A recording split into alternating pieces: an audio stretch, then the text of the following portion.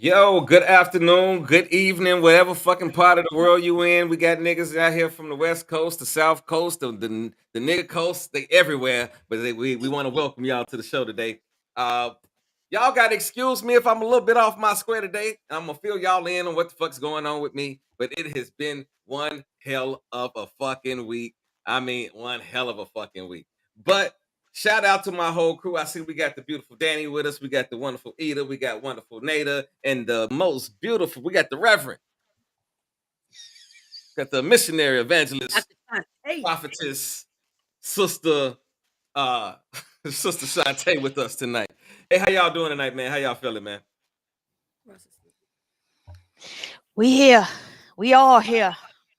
Man, Absolutely. Better and better every day. man, let me let me tell y'all, man. I'm just gonna go ahead and kick this shit off. Because let me tell y'all what happened to me. I just got to drop off what happened to me in the last 24 hours.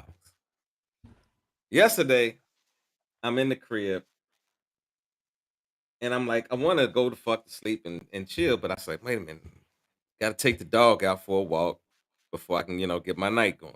So I take the dog out for a nice little stroll. He goes take his little poop poop, and we walking back to the crib. But I noticed while I'm walking out the crib, I told y'all my son lives on the opposite side of me, so I see the police over there, and they looking at the floor.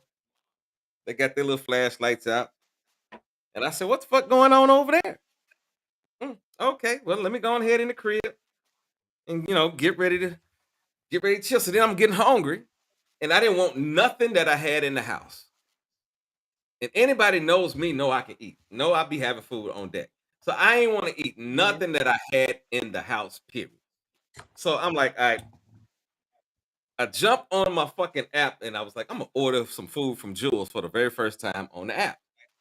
But I get to the part where I'm getting ready to pay for the shit, and it says, no, you can't pay for this shit because it's after hours for the traveling shit. So I said, God damn it, I gotta get in my car and drive to Jules to get me something to eat. So I go outside, y'all. I got my little fucking keys in my hand,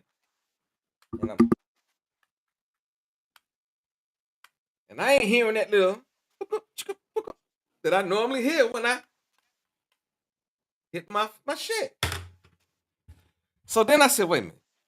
Man, did you park on the other side of the apartment complex? And I'm telling myself this, and I already knew that I did not. But I was like, man, let me just go walk on the other side of the complex, see if I parked on the other side of the complex. Walk around there, don't see shit. And I was on the phone with my cousin because I just got a call about my uncle going into the hospital. So I said, yo, cuz, let me call you back. I said, cuz I'm out here looking for my motherfucking car. And I know I parked it right here, and it's another car parked right here, right now. He said, oh shit. So I get off the phone and I'm like, my first thought is, did the fucking tow company come here and tow the wrong car by accident? They sometimes do that. So I'm like, but I looked at the time. I called over to the tow company. They like, we ain't got your shit. So I'm like, okay, now I'm really starting to get in my mindset. I'm like, what the fuck's going on? So I called police. Police comes over here and he says this to me. I mean, cool cop, excellent cop. He says, man, now I can't say that these go together. He said, but it was a stolen car that just crashed down here earlier that we was just checking out. So I'm like, damn. He said, I ain't trying to, I'm not trying to say they tied together, but you might want, that might be the situation. So I'm listen, y'all, I cannot believe how cool I was handling all this shit. He even told me, he's like, man, bro, you really being cool about this shit. I said, well, man, I done paid my insurance. I done everything I'm supposed to do. What's the point of me flipping out now? Either I'm about to get me a brand new fucking car or they're going to find my shit, and, what. So I go to bed last night and I wake up this morning and I want to lay in the bed. But the same thing that happened last night, I start getting this feeling like, nah, nigga, get up. So I get up, I go take a shower, and when I come out, I stand by my window and I see two more cop cars out, two more trucks outside, and I see a guy by his car. So I said, man, let me take my ass down here and find out if this is related to my car being stolen. Lo and behold, they tried to steal my man car first, but they couldn't get that bitch popped. Then I get on the phone with insurance, and the lady tells me before I get off the phone with them, she says, yo, you're about to go get you a car. She said, but I'm going to tell you this. Do not get a Kia or a Hyundai. I said, well, why not? She says, man, they've been stealing them motherfuckers like crazy. They doing TikTok challenges and shit, stealing the cars and shit. I said, are you fucking kidding me? So I had to go through all that shit. So then right before the show, y'all, right before the show, I get a phone call from the police officer. They done found my car. They done cracked the fucking, where the ignition is. Got a bullet hole in my shit. I know. So it is what it is. I got to figure this shit out.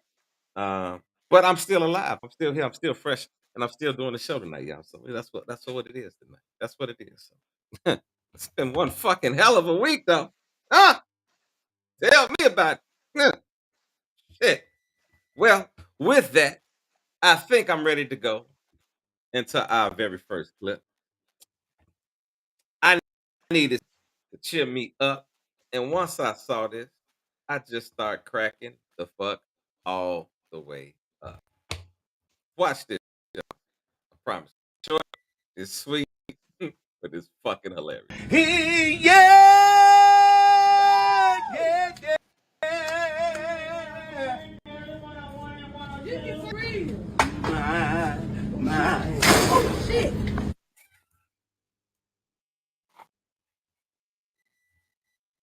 What the fuck was my man thinking about? That nigga, what was he drinking, first of all? I want to know what the fuck he was drinking. That nigga said, I want to know what the song was. yeah. I want to know what the song was. All right, let's try to figure it out again.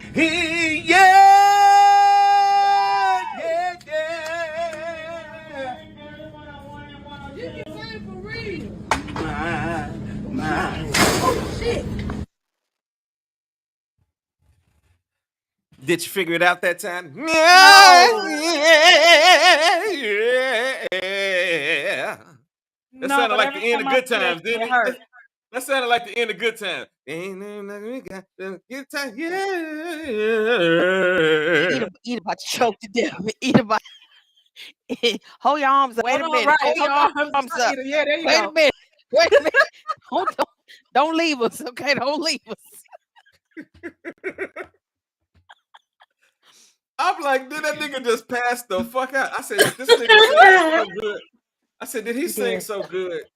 Did he hit an octave and it just popped his brain cell and the nigga was singing the song? I don't know. I don't know.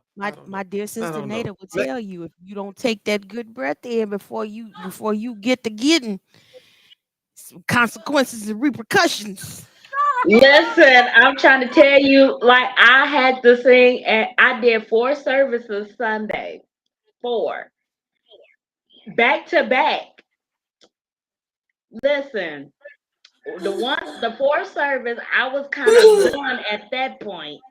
Listen, I tried to hold a note, and I got lightheaded, so I'm feeling, bro.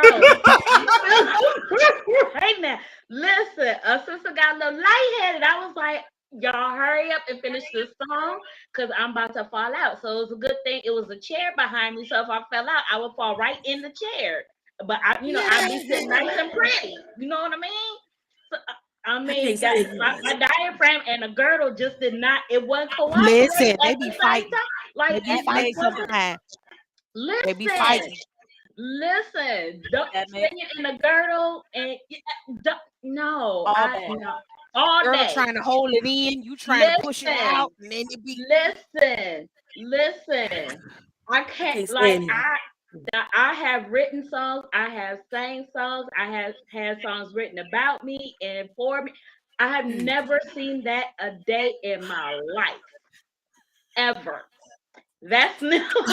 That's new. But I mean, but that's how I felt Sunday, bro. It's like that is exactly how I felt Sunday after that fourth service. That last song, I was like, listen. Well, the Just good thing is they just would have thought you were slain in the spirit. You could have That played part. that He off. can't that play part. that shit off. He Just can't go play ahead, that lay off. a sheet You over can't. me, and just Let Yeah, him wait use until you. I. let them fan you. Yeah, You want to yeah. give him a let him use you, but he was in a He was sermon. that was You can't give him a Listen. let him use you when you in the wait. sermon. Did he fall into a thing of cookies? Was that cookies? No, I'm he fell okay into with the damn shortbread shelf. because I like the shortbread cookies. I It, like it looked He like shortbread. fell it into the looked like shelf. it hurt. It looked like it He hurt. hit that shelf, It and that did. shelf is It metal. did. It did. Oh, I can't stand you, Russ. Oh. Oh my God, I feel like I'm about to die. Lord You almost Jesus. killed Edith, bruh. How you gonna do that? How you gonna almost kill Edith?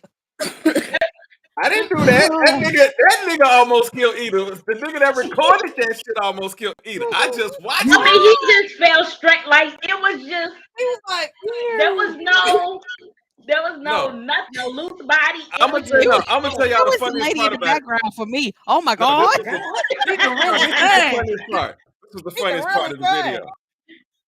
He did the first little yeah, and then old girl was And like, "Girl, walked he off. can." Wait a minute, no. If you paid attention to the background, old girl was like, "Girl, he can really sing." Then he said, "Boom." but Nigga, he you had should to have been left. drunk though. He had to have been drunk. Had to be. You, Had He to had you to be. been drunk. should have left that last note alone, Nah, nigga. You might have got some coochie. I think he was definitely intoxicated with something. Okay, all right.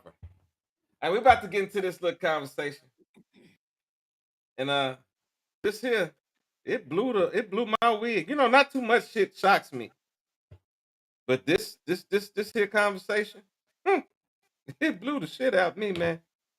Did y'all know that some of y'all famous rappers like it in the booty? Check this out. Raise your hand. Have sex before.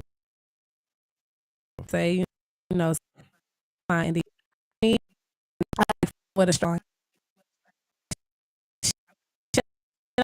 And This yeah, top rapper, like top three. No way. Easy. Drake. Top three. You have a top. You have a top three. You have a top. Your top three may not be. Oh shit! I'm not no names. And I already know. Told me, but I can't say nothing, man. Y'all telling me that it's skipping, so give me a second. I'm about to refresh my page and come back, and then I'm it again. Hold on 1 second. Hold on.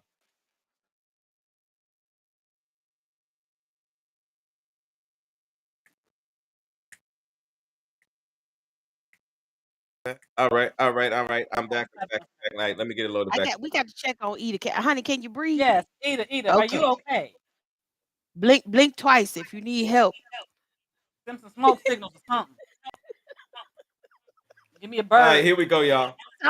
Okay. Something. Let's see. In the smoke Let's see if we signal. get. Let's see if we'll go this time. Let's go. Raise your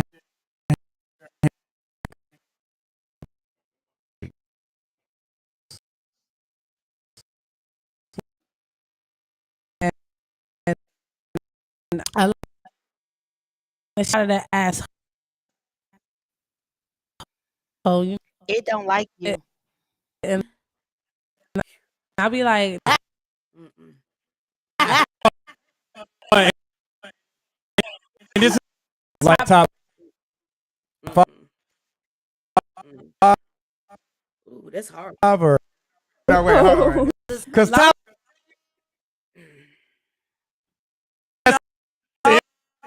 Drake, Yeah. Wayne,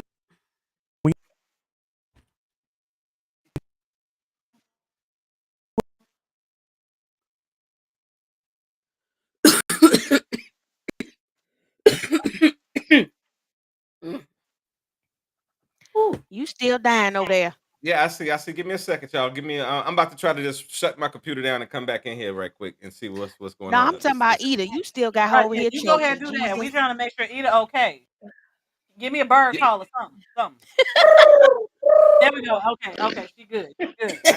I needed to hear that so that I can feel better because I can't get sleep right now. And you still coughing and stuff now. She Come You needs on know, some now. when you get oxygen. choked, you can't. She You needs know, some do that for a oxygen. while. You take I a need sip to. of I Just, need to. some. just do this. Yeah, do this. Just Take do a I this. sip of did some. it. Yeah, oh, hush it, Nada. You know, a sinus infection get in your chest and all that, and it just, yeah, Jesus. Listen, I just I'm put my mouth. already knowing what's going on. I'm I'm already just gonna do knowing. this, y'all. Oh just praise him. Just praise him. Mm. All right, then. I'm gonna just tell y'all what the clip was about because I'm scared to play that motherfucker again. All right. So the chick said she got at least three rappers that and one of them she said is one of like would be one of the top three rappers. I guess that's up to opinion of who you like and shit. But she says, these niggas like to get fucked in the ass. They like a woman to strap up and bust that plastic, that rubber thing in their ass. So I want to know how do y'all feel about that? Niggas get out here and they do all this gangster shit and they making all these motherfucking videos about hoes and dope and shit, but they really like it to get pampered in the booty. Let's talk about it. I don't see nothing wrong with it. I don't see how one has It, anything to do with the other. the correct Yes, they term would be right. pegging. Thank you. The correct term is pegging. Yes. That's where the man's prostate is. Of course, we That's where his do G know spot that. is. So I do know of some men who like their G spot tampered with. I'm safe in using that word. They like it tampered with. It does not make them gay. Not at That's all. just where their G spot is. They like it to be touched. I personally do not see anything wrong with it if that is what you like. I'm not going to strap up and do that. That's just my personal preference. If that's where a conversation needs to come in. Like, we just need to have that open dialogue when it comes to sex. But I personally, I'm not gonna put my mouth down there. I'm not gonna put my fingers down there because I got nails. So I'm just not, and I'm not strapping up neither. I'm not putting no vibrator. I'm not doing none of that. So if that's what you like, you can either find somebody else to do it, or you can do it yourself, or you can let your doctor do it. Amen. Pick one. Amen. Hallelujah. That's right. Bend over and cough.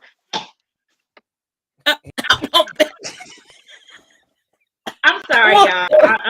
I'm just on one. Look, somebody What just text me. Look, is in your cup? somebody just about this. Listen, somebody I'm just text me and said they must be watching. So they said, as long as you don't like it, we cool. I said, what the fuck? But why not? Listen, that is a personal preference. Yeah. And I personally, I got a thing about things going in my ass. Like I'm a freaky nigga. I done had women get around there and lick around the circumference in that area. That's about as far as I'm impressed. That's it. And the first time that ever happened, I damn near was, what the fuck is going on? I damn near ran out the bed. Because I was I was in college. But did you stop her? No, listen, I was in college. But did you first stop time, her? I'm about to tell you that very first time, I was like, what the fuck is going on? I was literally climbing up out the bed. Like it was some crazy shit. College rooms, you got them little twin beds and shit. I was in that motherfucker like, whoa, what is you doing? Hey. And we had the conversation about what it was. And then when I found out about where the male, certain things we get our pleasure from, you know what I mean? It made sense to me. But before that, I was like, what the fuck is going on? Like, no. Because I was like, next thing you know, Don't be trying to fucking put no finger down there. Like I'm like, because once a motherfucker do that, especially that first time, and you don't know who they is, you'll be like, man, look, don't be trying to do no extra shit, motherfucker. Move that finger out the way, nigga. Don't be, breathe, bitch, breathe. Put your mouth down there and breathe. Like, no, don't do that. I'm so done. I'm just trying to tell I'm you, so man. done. Yeah, certain shit. I just, I believe, like I said, we different folks. Different strokes for different folks. I just know To what the type of strokes and the folks I like. I just know what Well, I I like. guess to my each his question own. is I guess my question for you is what does them liking that have anything to do with them being hard and gangster? Um, to me, being a gangster does not equate with a nigga getting strapped up and fucked. That's just me, from where I come from. All the niggas that I know that I consider gangster, because I back. Okay, this is the craziest part. When I was a youngster, I was a GD, so I was a gangster disciple, right? Run. Listen, none of my gangster disciple buddies, we didn't have no conversations about no shit like that because that we was gangstering. We was doing gangster shit. You understand what I'm saying? So that's to me, that's a different conversation. Like I can't imagine any of my niggas coming to me and be like, "Yeah, G, I'm just sitting up here thinking I can't wait for Shorty to fuck me in the ass with that strap." That would have changed the whole environment for everybody that would have heard that conversation around me. Being the gangster that I was at that time. Does that make sense? Because when I grew up, gangsters didn't do that type of shit. And shit, Would we're you in not, the would you know? listen. If they did some shit and I didn't know, that's on them. That's their personal life. If they doing some shit that I don't know about, because everybody got some shit that that don't nobody know about. Everybody got that. So if you did some shit that I don't know about and it ain't coming towards me, you ain't introducing that shit to me, you ain't asking me what I feel about it. You know what I'm saying? Go ahead and do what the fuck you do. But this video that you were going to show was actually someone else talking about someone else doing it, No, not she was necessarily no, them she was talking about. no, she was talking about the rappers that she's fucking in the ass. I don't know. It's something about pillow talking. I think we just did not do. Yeah, she was just saying like, yo, it's a couple niggas that I fuck in the industry, and she said, I can't say their names because listen, this lets you know that they not open with they shit because they made the motherfucker sign a non-disclosure agreement. They signed a NDA. So the whole conversation about what they did, she could discuss what they did, but she can't say who the fuck she did it with. She can't expose that shit. So that's not a person to me that's living out in the I need open. to see what NDA she signed it because NDAs that I know of, you can't talk about shit. You can't allude that You you can't did even anything. mention it. So Well, again, I need to understand what NDA which is making me a little suspect about her saying this because well, It well, almost no, sounds no, like NDAs a no. don't work like verbal that. agreement. Like, NDAs don't work like that. yeah, it Niggas doesn't. have fucked up verbal agreements and NDAs all their life. You know what I mean? Like they've been doing that all the time. You know what I mean? Like just Okay, because you so sign it don't mean that she's you. saying it's the upper person, somebody who has a name. These people, them NDAs that they got, she wouldn't be saying shit. It Hey, don't work like that. I don't know because I wasn't there and she wasn't fucking me in the ass. I'm trying to tell you that. That's what I do know. That's what I do know. Yeah. And I don't think that okay, so let's say she did sign an NDA and it was a legitimate agreement. I don't think that that automatically means that um that these people are well then they not living out in the open. Here's the thing. If I get to a certain status, if let's say I get to a celebrity status, right?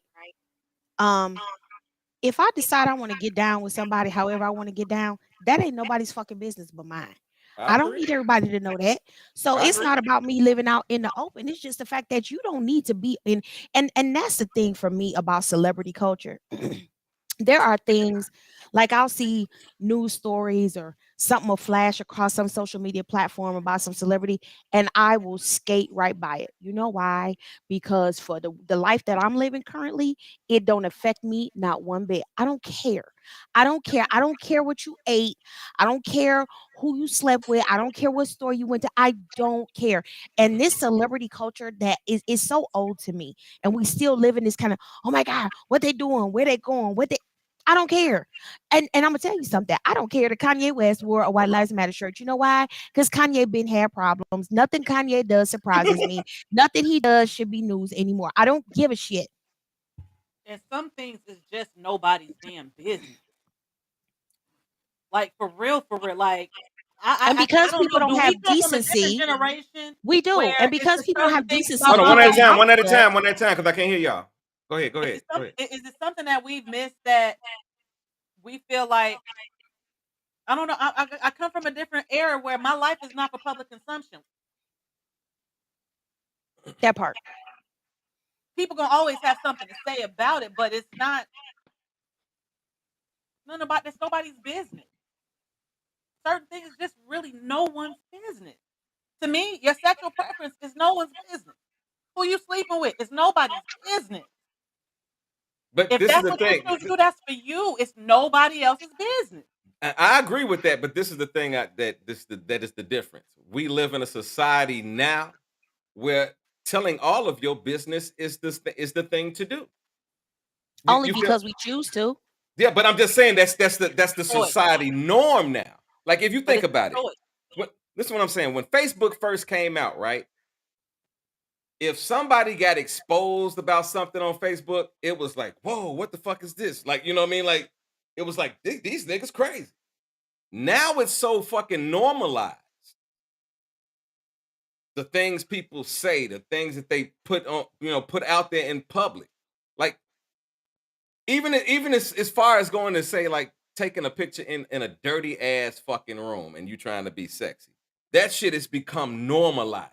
Well, niggas look past this Ooh, nasty ass room and just looking at the fucking fact that this woman is, made a little sexy post and she trying to throw her ass out or whatever. Niggas bypass the nasty ass room because we so used to seeing so many women and men getting in their nasty ass places and posing like they doing some shit. So what should make sense and what does make sense are two different fucking conversations. You know what I'm saying? You understand what I'm saying? Like what should be and what is actually going on is two different conversations. This Like is if you why, this is why for me, and I can only speak for me, as a parent, I have to consistently enforce in my daughter how important it is to be an independent thinker. yeah. Just because society is doing it don't mean I have to do it. Just because society is thinking it don't mean I have to think it. I still don't think that shit is normal. I don't care how often it happens. I thank don't you. care how many people do it. It is not normal. I think it is a sign of dysfunction. I think it is a sign of a whole bunch of adults who have the mentality of adolescents who didn't get enough attention from mommy and daddy, and now they go out and pull these crazy stunts and do this stupid shit just so they can get some likes and some views. And at the end of the day, they don't care about the fallout about it. And they don't want to get mad when people come at them for the comments that they make. Well, you put all your shit on Front Street. My beloved grandmother, Queen Lewis, may she rest in peace, said everybody's business ain't nobody's business. If you don't want people on you and talking about you, keep your shit to yourself. This is not normal. Pass the plate, y'all. Pass the plate. Normal is not normal anymore. Like in normal shit is normal now. You know what I mean? Like it just is. Even if you think about what they talking about with my car, a nigga broke in my car and then parked that motherfucker not too far from here. Duh. Like think about how dumb I'm not laughing at your car stolen. I'm just saying, like, what? yeah, but when you think about that, that's what I'm saying. I'm like, yo, G, like my car was stolen last night and is at the police station right now. Now the remedy of it is what the fuck is wrong with the car now? You know what I'm saying? I got to go deal with whatever fuck somebody stupid decided to fucking do. And they didn't even make money off of the shit.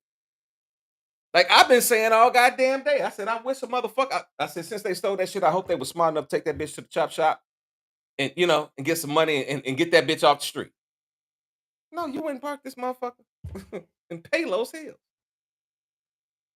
That ain't even a hood area. You wouldn't park that bitch in Palos fucking Hill. Stupid. So what makes sense nowadays don't make sense to the world. The shit that we look at and we have to deal with, it may you know, we are older crowd, so we got a little common sense, and we talk about shit like this on the show, so it sharpens our senses. But the average motherfucker, they ain't sharpening shit. They just doing shit as they go along. Okay, hey, we about to get. Eda, you got anything to say about that? You sort of quiet tonight, babe. All right, we're gonna get to this next clip. I can't wait to hear what y'all got to say about this one. This one is pretty goddamn good. As a woman, you should not be broke. Yep. And if you can't ask any guy in your contact list for money, you need to delete them all. Delete them all. Get rid of them all. Waste men. Those are waste men. There's no difference between you and the pretty privileged girls that you see online. You got the game all messed up. These broke men really made y'all believe that asking means you're begging because they want to get what they want from you for free. Think that asking a man for money means you're begging? Then I'm sorry, sweetie. You're going to be last in this game. And you wonder why the men that you attract are all feminine. Wow, you almost had me in the beginning. Mamacita, beautiful chocolate queen. Give me that mic. What the heck are you doing, girl? I was with you all the way up until you started saying that. One of the things a lot of women say is that men want something from you. And I know the want you're talking about, that starburst. So you're willing to exchange that for money. Doesn't that make you a GTA stripper? Doesn't that make you a streetwalker of the night? Hey, you said it. Just correct me if I'm wrong. And I'm okay with taking criticism. And if I'm wrong, I'll say it. But you said it. That's how I'm thinking. Now, all jokes aside, do you guys see why men feel so belittled, so used, and like nobody cares about them and nobody wants them only solely for their money? Do you get why men probably don't put in as much effort? Because when you see the energy is not reciprocated, what do you think they do? Oh, I'm gonna go full hard for this girl. No, what's the point? I'm not getting love in return. I'm not getting anything in return. And then when women make videos like this, you're making it harder. You're making it harder for people to want to find love and want good women. Because good women don't just use somebody. Yes, I'm okay with a woman being traditional and being the stay-at-home mom, getting taken care of, but you're doing your part. You're taking care of that man. You're feeding him. You're loving him. You're reciprocating the energy. It's a love exchange, baby. We not users. We not leech. Well, at least I'm not. And then she keeps saying broke. You're the one who's asking for money and he's the broke one. Oh my God, hold on. Now, calling somebody broke constantly, dude, you are the brokey. You don't even have money. You're asking somebody for money. And then you're roasting them or getting mad at them because they don't give you money. Who do you think you are? You women are so entitled and think somebody has to give you a handout and give you money and all that, but yet you put in no effort. And then I'm sorry, like, what is the point of these type of videos? I'd be embarrassed to make a video like this. Asking for a handout, spare change? No, dude, stop. And I just get really bothered at seeing a lot of women that don't understand how powerful they would be if they push themselves to do better, be greater. You guys, I'm almost close to making 6 figures just doing this influencer thing. And I don't show my body. I don't ask for handouts. I did it all on my own. Podcast coming probably the beginning of October, y'all. Come on, work, ladies. Damn, stop being lazy. What do y'all got to say about that, ladies? Let's start with Eda, the quiet one.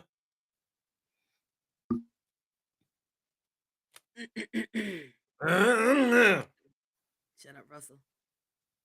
Well, I agree with the second young lady to a certain extent. First lady, she was just off her damn rocker. I'm sorry.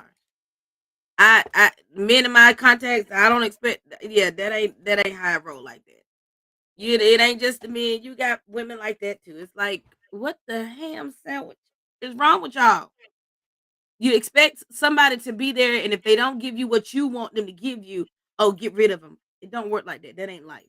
Because sometimes what you need them to give you, they might not just have it right then. But when you need it and need double what you wanted or needed, they might be the one that you have to go back to, but you don't cut them off, and you don't realize you cut your blessing off that's later in your future. So my thing is, don't cut folks off like that. Don't do that. That ain't monetary ain't the best thing in your life. Gold digger. Goodbye. Well, Sean, tell you, since I saw you just take a sip, I'm toasting you. You are next, young lady. Listen, oh boy, excuse me. Come on, Dr. Shante. I have an issue with the whole waste men verbiage. I have an issue with the whole That means they broke and all whatever. Listen, let's be real out here in these streets, in these social media streets. The percentage of people who are social media influencers that are actually making substantial amounts of money versus the people who make content but don't make a lot of money, there's a huge disparity there. You're still talking about a very small percentage of folks versus a whole lot of people trying to do their thing out here, trying to make things happen.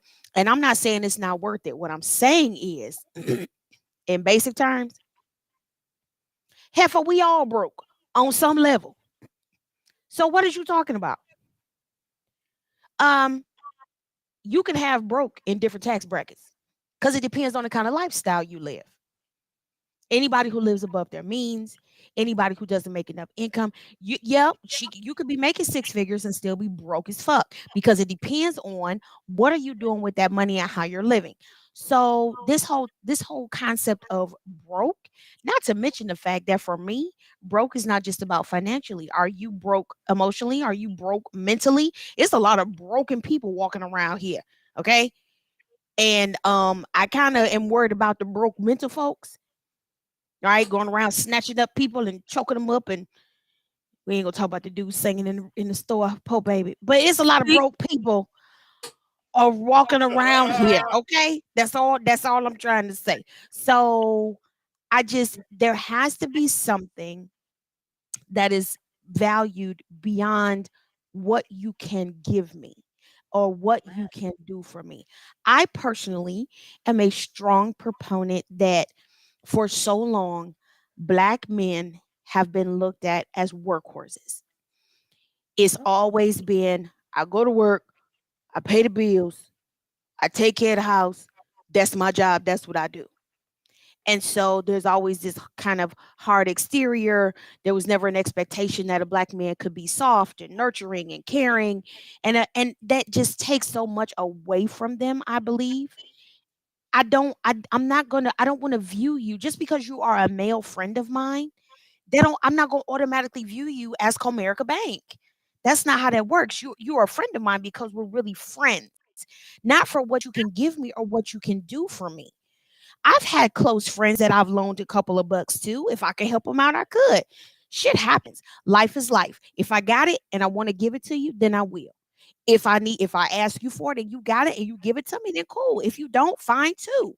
But this whole thing of it's always got to be about what somebody can do for me and what somebody can give me and what I and you know what, Danny, maybe you right. I'm too old for this shit.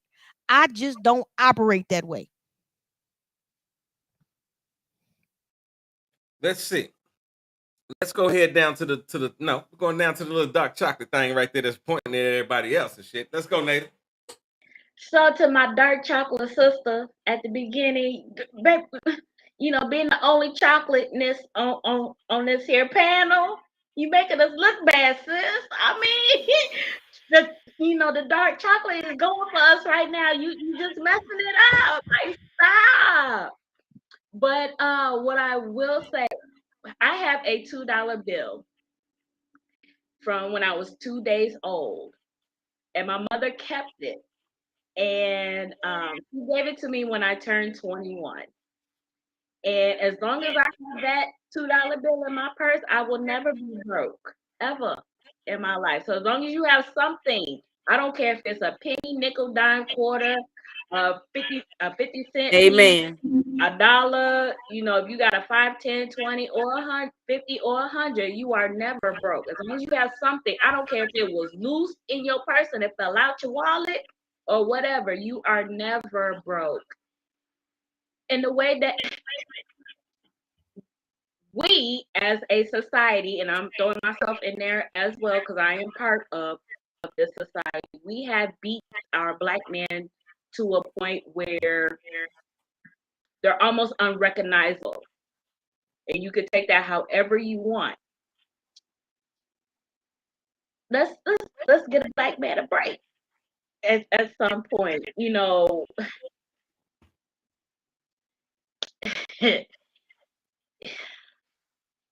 It's I just get so tired, and I just had a discussion with a friend of mine just recently. I just get so sick and tired of hearing women discrediting men in general about, the size of their bank account, and the Bible talks about being poor in spirit. We can be poor, as Shantae had talked about being poor in spirit. We can be poor in not having the correct knowledge of a certain thing. Well, I just think that we we just got to do better. We just got to do better. And I'm not like that little chocolate girl. I'm a whole another species of the chocolate girl. You're a different type of chocolate mix. Yeah. Milk Oh, chocolate. Milk chocolate. okay, come on, talk to me, Danny. So immature. So immature. Just I can't hear you. You're so far back from the mic. I can't hear I'm you. sorry. So immature. Just so utterly immature. Um and she's definitely poor herself. She's broke. Um I don't know. All of this stuff. As far as how we look on our black men, I don't. I am a person that one of my pet peeves is emasculation of men, especially our black men. That is a big pet peeve of mine. I don't like that shit, and I for damn sure don't like when a man does it to a woman, especially a black one. We gotta get out of this. Let me get you before you get me mentality. That's what causes all of us to turn within or feel like, ooh, I can't trust this and I can't trust that. I can't be me, who I am, because I'm so busy worried about what other people are doing and what they're going to do wow. to me. And I got to have my guard up to them to where I don't even get to learn and know myself. That young lady does not know herself. She is speaking on what she has heard. There was not an authentic word that came out of her mouth. It wasn't. Nothing that she said had anything to do with any kind of love, any kind of positive energy, any kind of let's go forward and let's, what am I contributing to the solution of this? Everything that she talked about was I got to combat the problem. I got to be ahead of the problem, in essence becoming a part of the problem. So everything that she said was just like, okay, you don't know nothing. You're a parrot. You're parroting something that you heard someone else say because you don't even believe what you're saying because honestly, what you're saying really doesn't make sense. Now, the other young lady, I get the whole thing of wanting to respond to her, but for me, it's a you responding to something that is really low, coming from a higher energy. Don't stoop to that level. Keep doing what you do and do better.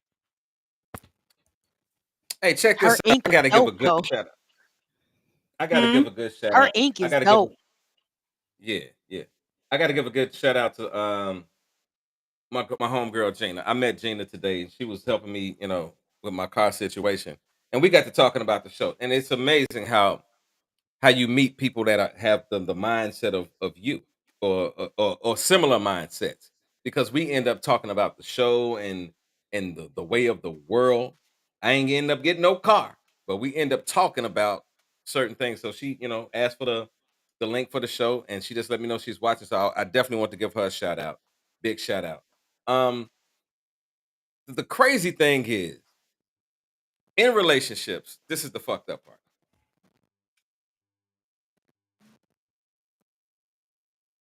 I think, and then we're about to go to this in a few minutes. I got one more clip, and then we're gonna go to this. It goes back to that conversation that we were talking about last week. Is do you know yourself? Are you comfortable in your own skin, or are you out here walking around trying to be an imitation of what you think you should be? And I believe the first girl that was talking, she's speaking from that broken society angle. That's not a. I don't think that that's a personal angle. That's a broken society. Because listen, she spoke about it so freely that it gave me the impression that she has other friends that think just like her, that support what she's talking. You feel what I'm saying? Like at some point in life, you have to become a critical thinker for yourself. Period. You've got to start thinking for yourself, not moving with the crowd. The crowd will get you killed.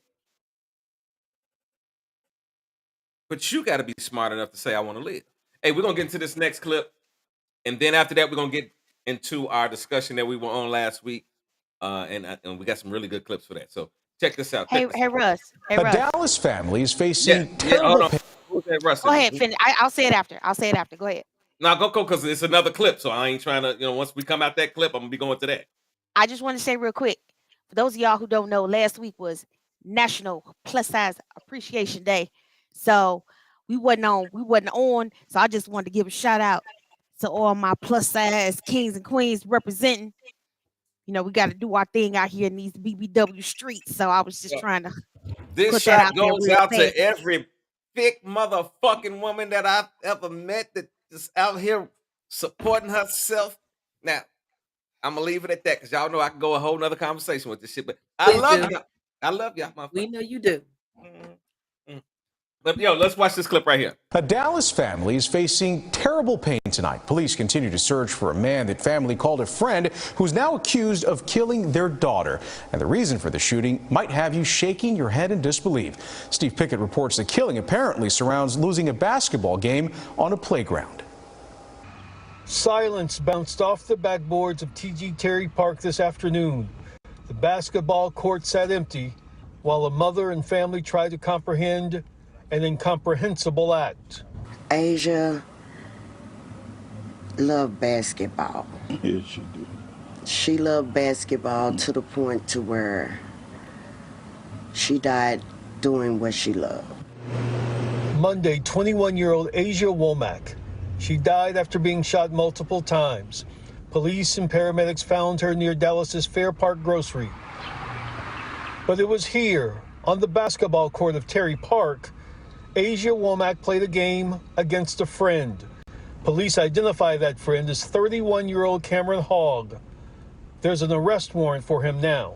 She's eaten with this man, she's fed him, and he turned on her and killed her in a vicious way. The motive for shooting and killing Asia Womack? As illogical as it may sound, the family believes the suspect didn't like losing a basketball game to Asia and didn't like hearing about it. Police were told Hogg became angry after being teased by Womack after losing the game. This is so senseless.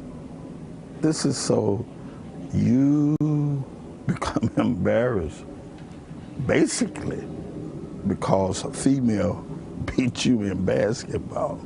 If you know where he is, where his whereabouts are, please turn him in. Steve Pickett, CBS 11 News. Okay. A 21-year-old woman, young girl, just came into being an adult. Went to the court to play some basketball.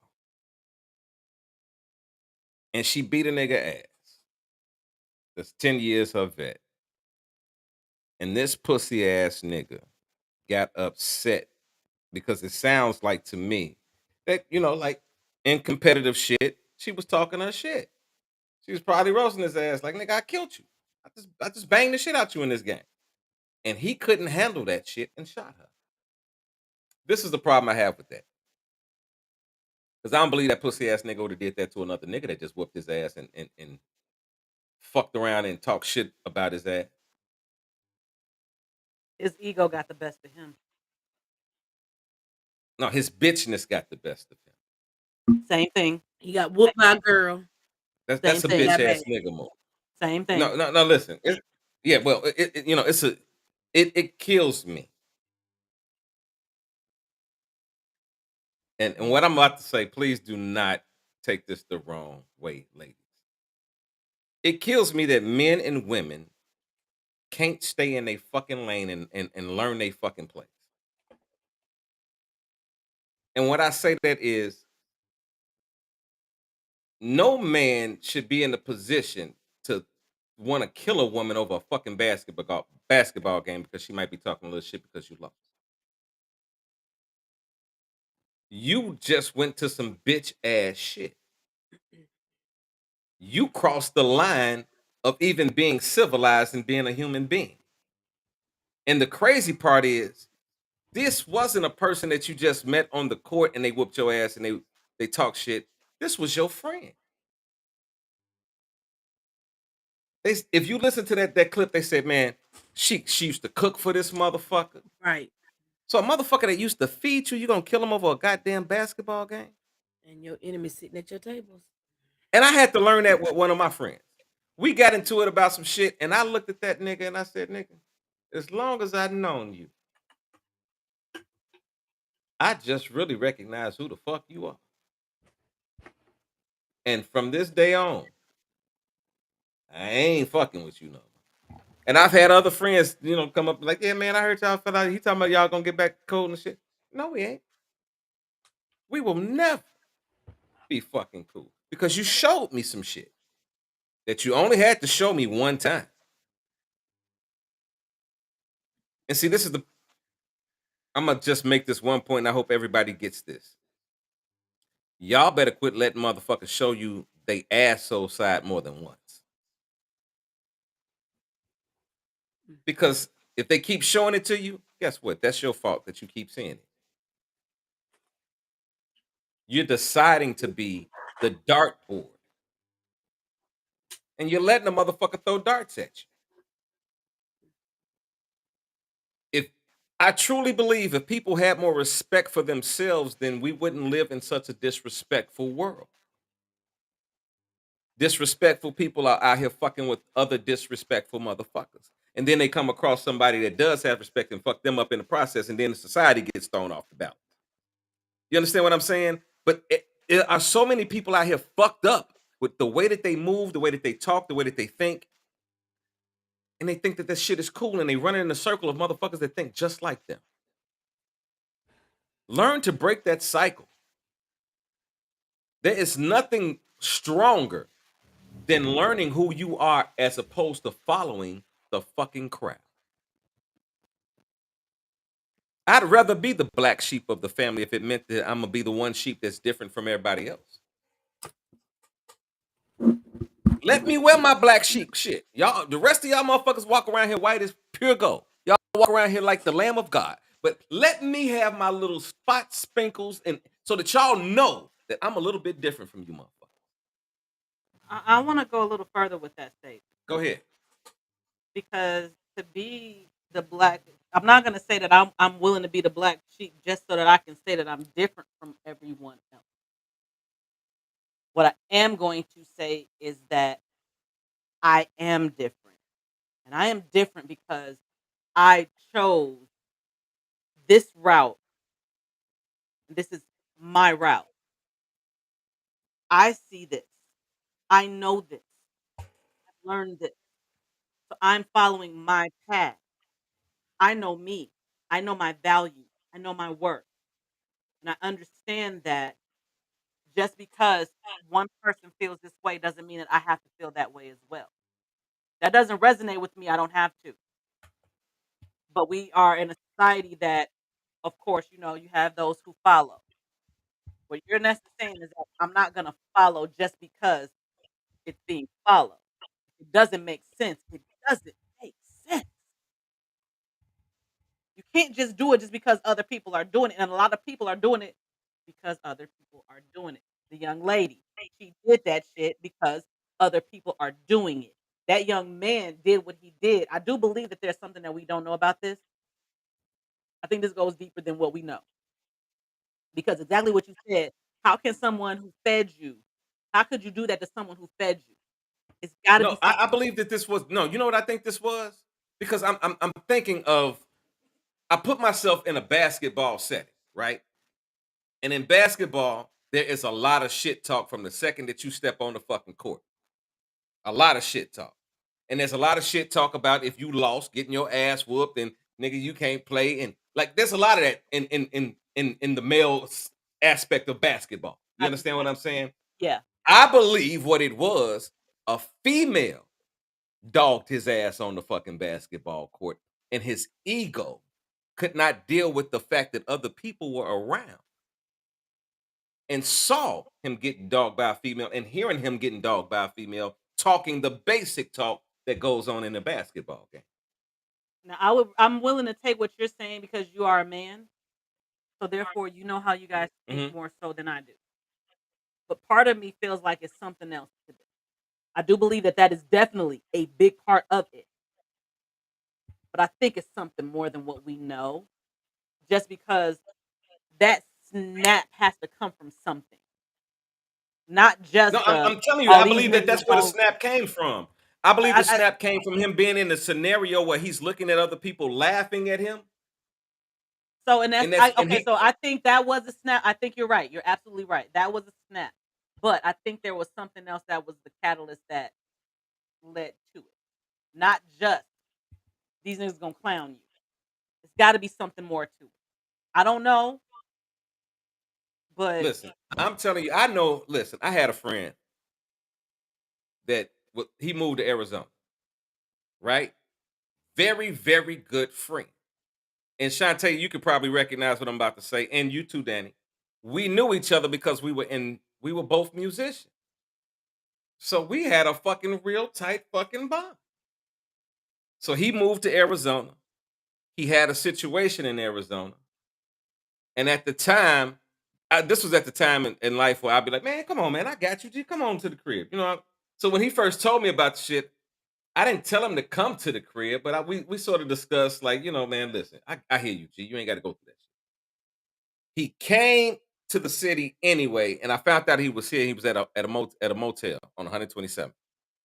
I went by the motel, picked him up. I said, man, he was like, man, come on, let's smoke a blunt. I said, man, fuck smoking. Pack this shit up. I don't come to motels at all, period. Like, shit, I'm a hotel nigga, if anything. You know, I'm not no right. We not motel about to ass hang nigga. out in this bitch. The only reason why we here is if we gotta be here, but we ain't gotta be here. So I say, pack your shit up. You coming to my crib, G. I got you. A couple months later, this nigga moved out. Didn't pay me the rent that he was supposed to pay me. Dodged me like a motherfucker, right? Now I know his family. I know his mama and his sister. They calling me like, yo, G, I heard what happened. We want to let you know that we ain't riding with that shit. Now think about that. His mother and his sister that live in another state called me and said, we heard about this. We don't ride with that shit. You was good to that nigga, G. And I knew that I was good to the nigga. But I had an issue that somebody that I could be good to, did nothing wrong to, could fuck me over. In that situation, I believe it's that same situation. That girl knew that man. She ain't had no problem with that motherfucker.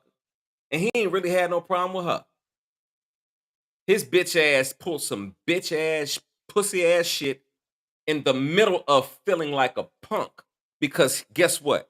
The reason she was probably feeding that nigga in the first place is because he wasn't feeding himself. Think about it. She was 21. So if she fed you and they said they were good friends, so that meant she knew you before being 21. She probably knew you at 18. Cooking meals, being a good motherfucker to you. You couldn't take the fucking fact that in society you wanted to be the big dog, but you got punked by a girl on the basketball court, which is supposed to be a male-dominated sport. You know what I'm saying? If we had a conversation, you go grab the best female player and put up against Michael Jordan in his prime. Who gonna win? Everybody gonna say Mike. You feel what I'm saying? So he got it. You feel what I'm saying? In society, that nigga, he felt punked by a fucking female whooping his ass. And she probably just did what people do, roasting the shit. You know, let's have fun with the shit, nigga. You know, I cross the fuck out you. You weak. You ain't got no fucking hands.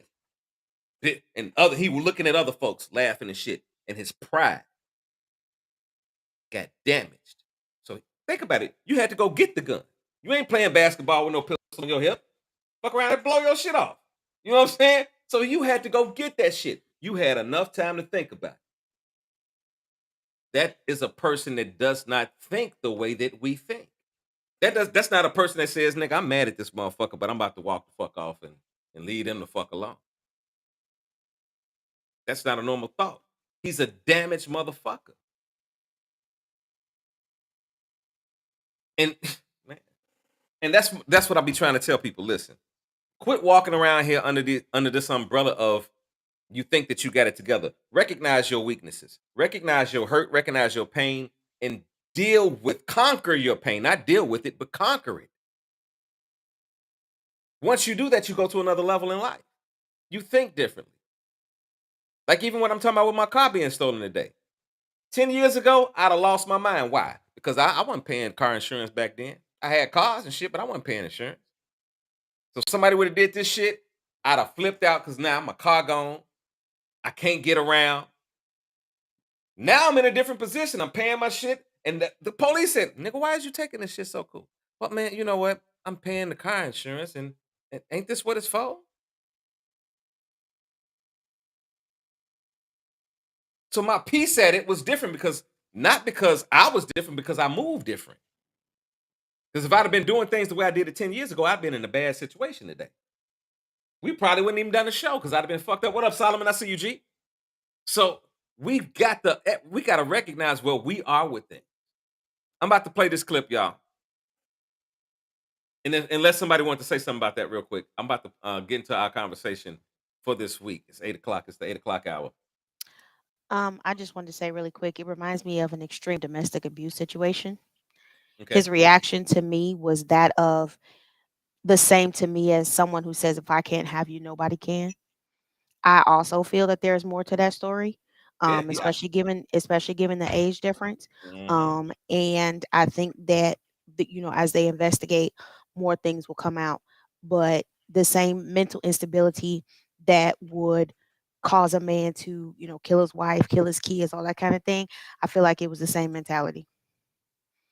Well, we're about to get into this thing. Last month, we talked about love and, getting in a relationship. Should you be in a relationship? Is this a good relationship for you to be in? That's what we covered last week, right? And then, last month. But then last week, we sort of got into this conversation about self, right? Self-awareness, so that we can make the decisions about who we decide to fuck with. Because one of the things that I said last week, and I say all the time on the show, no matter what fucked up situation or relationships that we have with people, we have to acknowledge that we put ourselves in that relationship as well. I don't believe nobody, when we talk about, man, bitches ain't shit, niggas ain't shit. Well, guess what? Every nigga that you fucked with and every bitch that you fucked with that wasn't shit, you chose them.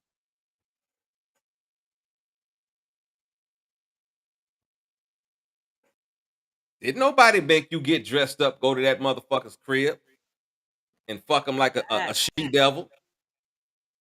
Didn't nobody tell you to pay somebody's bills?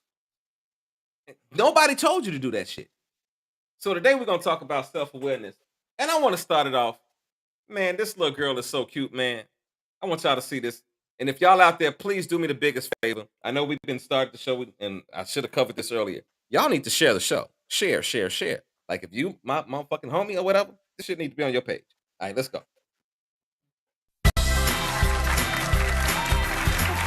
Well, we've been talking about it the entire hour. A 3-year-old girl from Bronzeville has a video that is sure to go viral. In honor of Black History Month, Peyton memorized and performed the poem, Hey Black Child, and the crowd absolutely loved it. Welcome Peyton and her parents, Sean and Andrea Jackson. Hi, guys. Hi Peyton. Hi, Peyton. How are you? Are you excited to be here?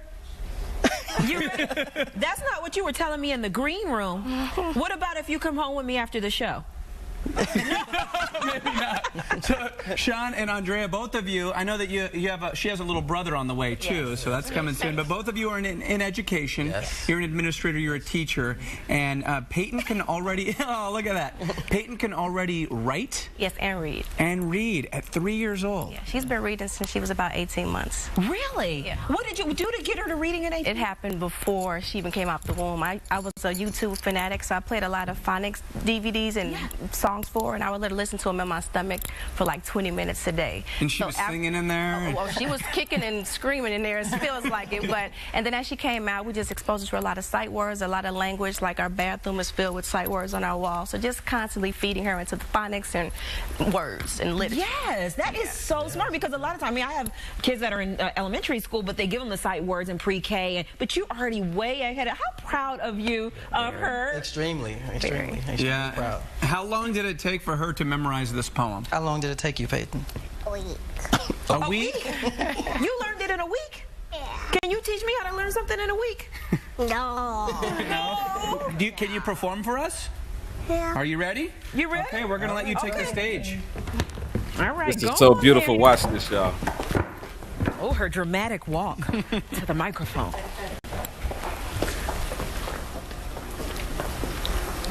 Hey, Black Child by County Color. Hey, Black Child, do you know who you are? Who you really are? Do you know you can be where you want to be if you try to be what you can be? Hey, Black Child, do you know where you're going?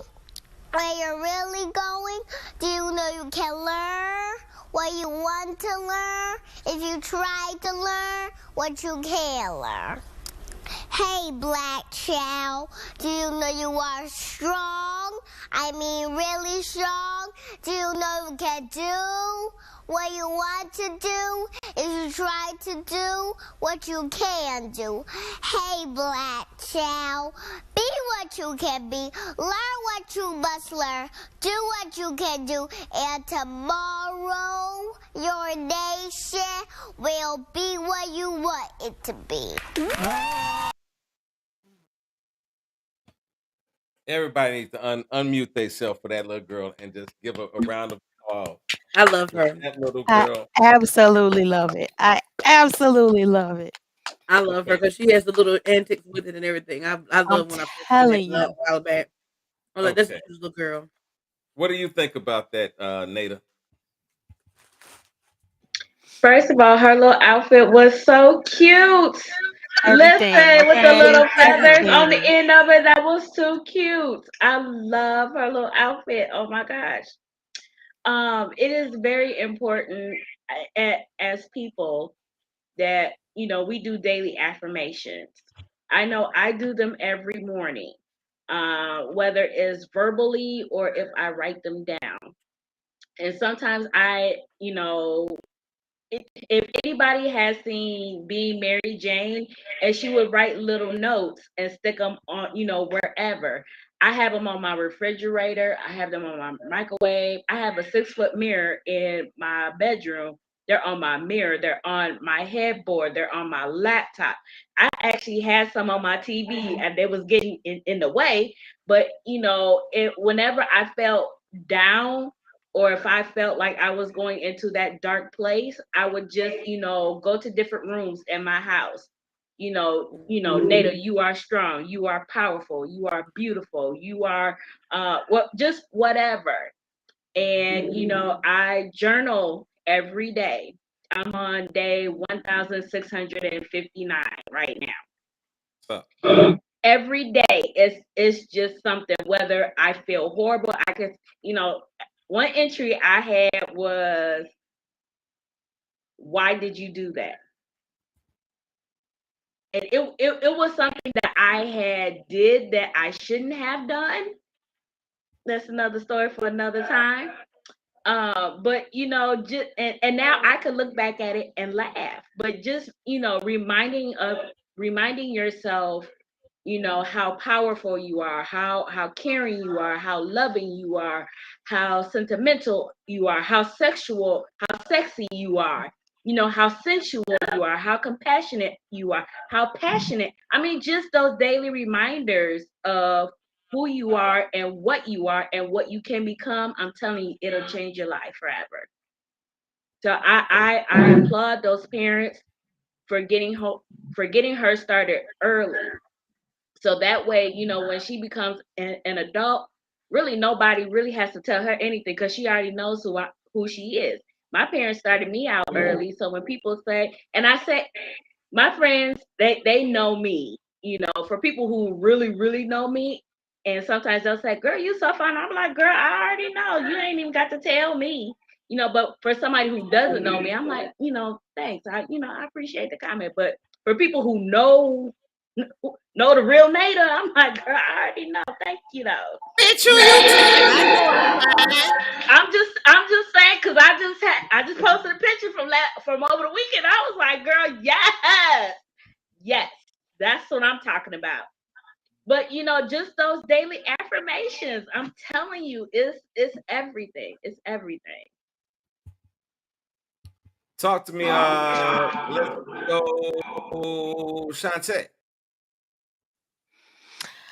I love that baby. She remind me of my baby so much. I just want to scoop her up. I just want to kiss on them cheeks. Um, Not only do I applaud the empowerment that her parents are feeding into her, I applaud the fact that they don't underestimate their child. And when I say that, the fact that they started putting her sight words up, see, we have a misconception about our children's ability, especially in this country, because in other countries they don't do it. For some reason, we think that our kids aren't smart enough to start reading at 1 and 2 and 3 years old. Yes, they are. As a matter of fact, those are the best years to teach them. Their brains are literal sponges. They soak it all in. As long as you're committed as a parent to the consistency and the repetition, they soak it in. It's actually not a surprise. Our kids are capable. I can't stand people walking around. They 3-year-old can't have talk, can't have say their name. They still talking baby talk to them. This child is 3. What's your name? Bookie. Excuse me. Excuse me. Excuse me. Are we gonna teach them English or what? They supposed to walk around what? What is this new language? What are we doing right now? You know what the problem with I see with that being? With this society, I ain't talking about society as a whole, but with this particular society, people are this society, these young parents are so busy about worried about themselves and going to the next party looking good, trying to, have a great time. They forget about being a fucking It's parent. lazy. It's lazy. They, There's no they commitment there. There's no yeah, commitment there. And I fully recognize that. I fully recognize that. I just so applaud. And you have two parents that are in education. And the fact there are two black parents in education, they already know how the system fails us. And so they've made it a point to empower their baby on their level so that they know when they send her into these systems, whatever school system she's in or going to be in, she's got fortification before she even walks through the door. Right. I taught my daughter how to write cursive before she really even started printing. She was writing cursive, and her teachers were like, "How should?" I'm like, I grew up learning how to write cursive. They stopped doing it in Right. schools. I grew up learning how to write cursive. I taught her the same thing. Mm-hmm. It's my job to fortify her because I know that school is not going to give her everything she needs. It's my job as her parent to fortify her with all that other stuff. And so I just really applaud them. I think they're just doing a phenomenal job with that baby. Hey, quick question. Was anybody else a kid? Because when I was a kid, they used to talk about the differences between the American school system Yep. and like the Chinese school system, right? In other countries like Africa and different things like that, And because I used to be most like, their kids speak 6 languages. I'd be like, yo, these motherfuckers go to school all year long. Like these motherfuckers is Mhm. sitting in front of like they didn't learn math where we learned it. They was on the motherfucking Rubik's. Mm-hmm. I said, God damn. The issue is um America loves stupidity. And Please with say that again. Please say that America again. loves stupidity. And the reason they love stupidity because they can control your thought process. It's called Very quickly. systemic racism. That's what it's called. It's called systemic Every race racism. is different. But it's So also you something. It's also something that we don't really even think about. Let's think about this. We, us melanated people, Mhm. Mm-hmm. Mhm. we have only been told that we are dumb. Right. The key word is Yeah. told. Yeah, So yeah. Yeah. But Yeah. let's you think take about in. this shit. If we're so dumb, why do you mimic everything that we do? Come on, Danny. You better come on. Why? Say something. They don't see it. Why is Preach. it that you needed us to do? But see, this is Hold the on, no, no, Hold wait, on. wait, wait, no, no, no, Come on. Why is it that you need us for Everything. fucking thing? yeah. Why Everything. is it that we do the shit and all you can do is Take the take credit. credit for it? Come on. Because you didn't do shit. Come on. And what we do as a society, us, melanated people, Mm-hmm. we have drank the Kool-Aid and bought Yes, ma'am. into the idea That's what I was about to say. That's that yes, ma'am. That's what we I was about to say. need them They and need we us. need their approval and we need shit. Fuck, we just need that. We need them because bitch, we don't. Period. We What are was the Because last smart. words? What was We the last created the words? things that you are trying to take credit for. Mathematics, science, all that shit. We did that shit. right. Listen, what was the last words in the movie School Day? Wake up. Wake Wake up. up. And that's the problem right now is that we are waking up and they are scared because we were always a peaceful people. We were Yep. always all of us, brown people, melanated people. Yep. We were about trade. We weren't Yep. about war. We were Mhm. about, hey, we do us, you do you. We got this, you got that. Hey, let's trade that shit. I'm And finna that give you goes something. beyond them, before them. We never needed you. And now we know it and you're scared. You're scared that we're going to do what you did. No, we're going to do us. And that's what Yep. you're scared about. That sister on that video during some of the protests in 2020, she said, "You better be happy that all we want is equality and not revenge." Yeah. But another thing you got to look at, if you take away everything, we as, like you say, melanated people have Go invented, get it back. they would be in the Stone Age. We would have nothing. We, We'd be they, left with no, no, no, nothing. no. Hey, We as, no, wait a minute. We as melanated people, we would have it all. we But was great. they won't have shit. They will be in the Stone Age back where they were. Because if you go back and look in history, not just here, but in other cultures and other countries, your race and everything and your, like you say, your empire was built on the backs of what? Melanated people. See, And let's If you understand go this. back and look, especially now with all the things that we have, the computer screens, the TVs, the cars, different things like that, you wouldn't be nowhere close to where you are now without melanin. You wouldn't even be in space. Come on now. I'm finna go. Like I said, I'm finna take You it back. don't You have got Y'all saw women Hidden mathematics Figures. here. and science. You You don't got have women, mathematics great and women. science without us. You Exactly. And don't. that's why the thing of it is, that's why they put it in your mindset of you are not worth anything. Because when we hear it, it tells you, like you say, it's like a click on.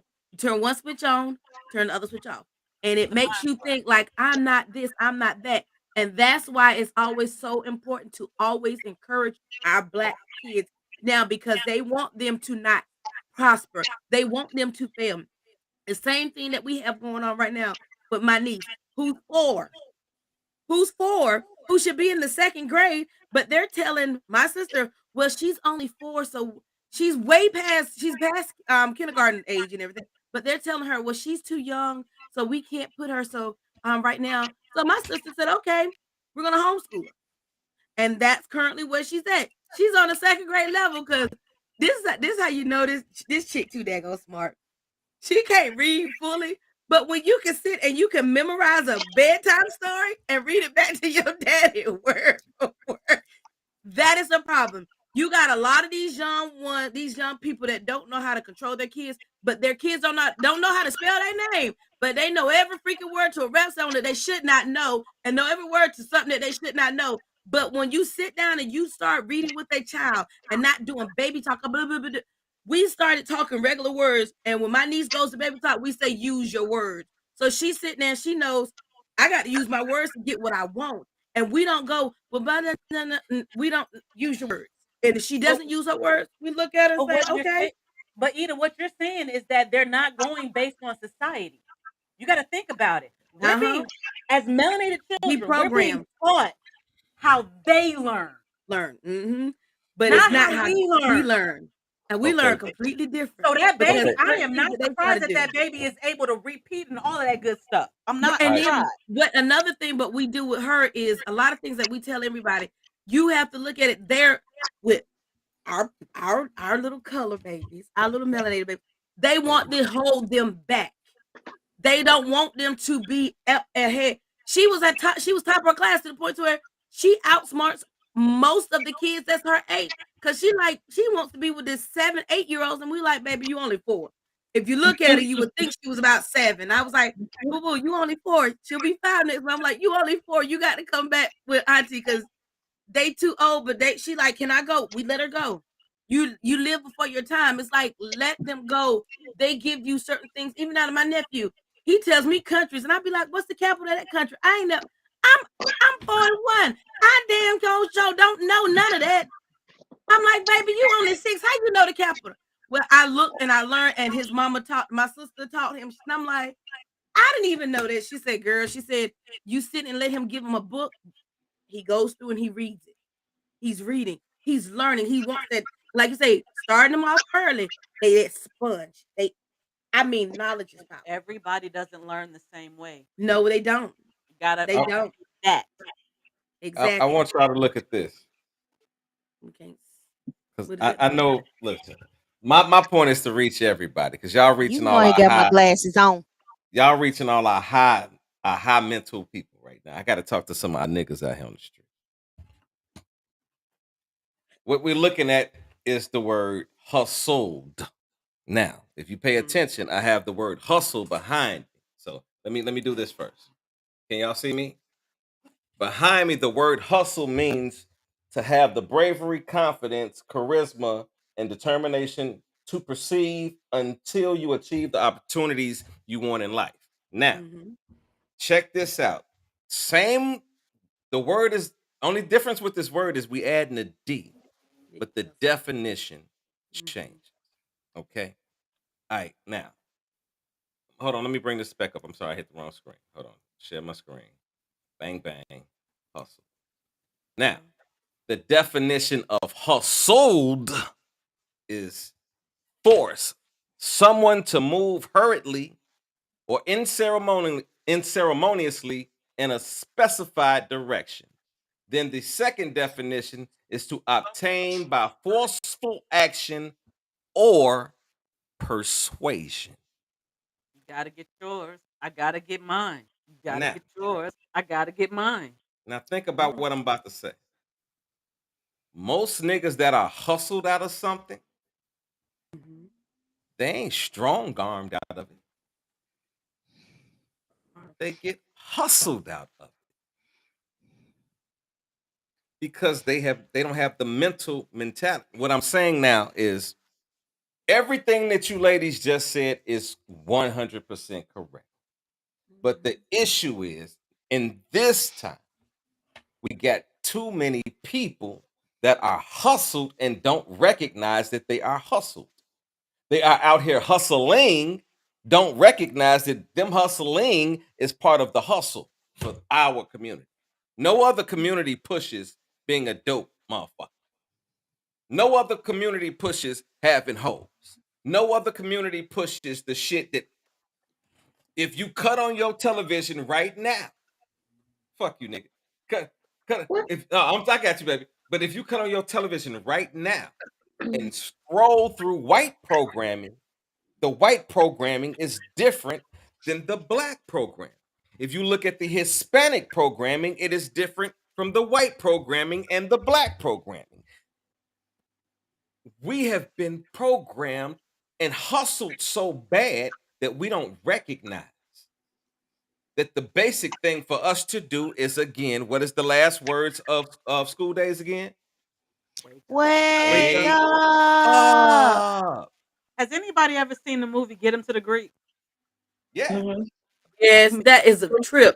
You remember the part where Diddy's character, which we all know Diddy was playing himself, talked Yeah. about the mind fuck? Yeah. That's exactly what he's saying. Do you feel? I'm telling you this because I'm trying to get you to do this. And I'm doing this because I know in doing this, I'm going to get you to do this. So if I teach you this, you're going to go this direction, which is the direction I want you to go in. Listen. If you fall for the mind fuck and you don't wake up, you fall in what he's talking about. You know for a fact, because you got Chicago ties, right?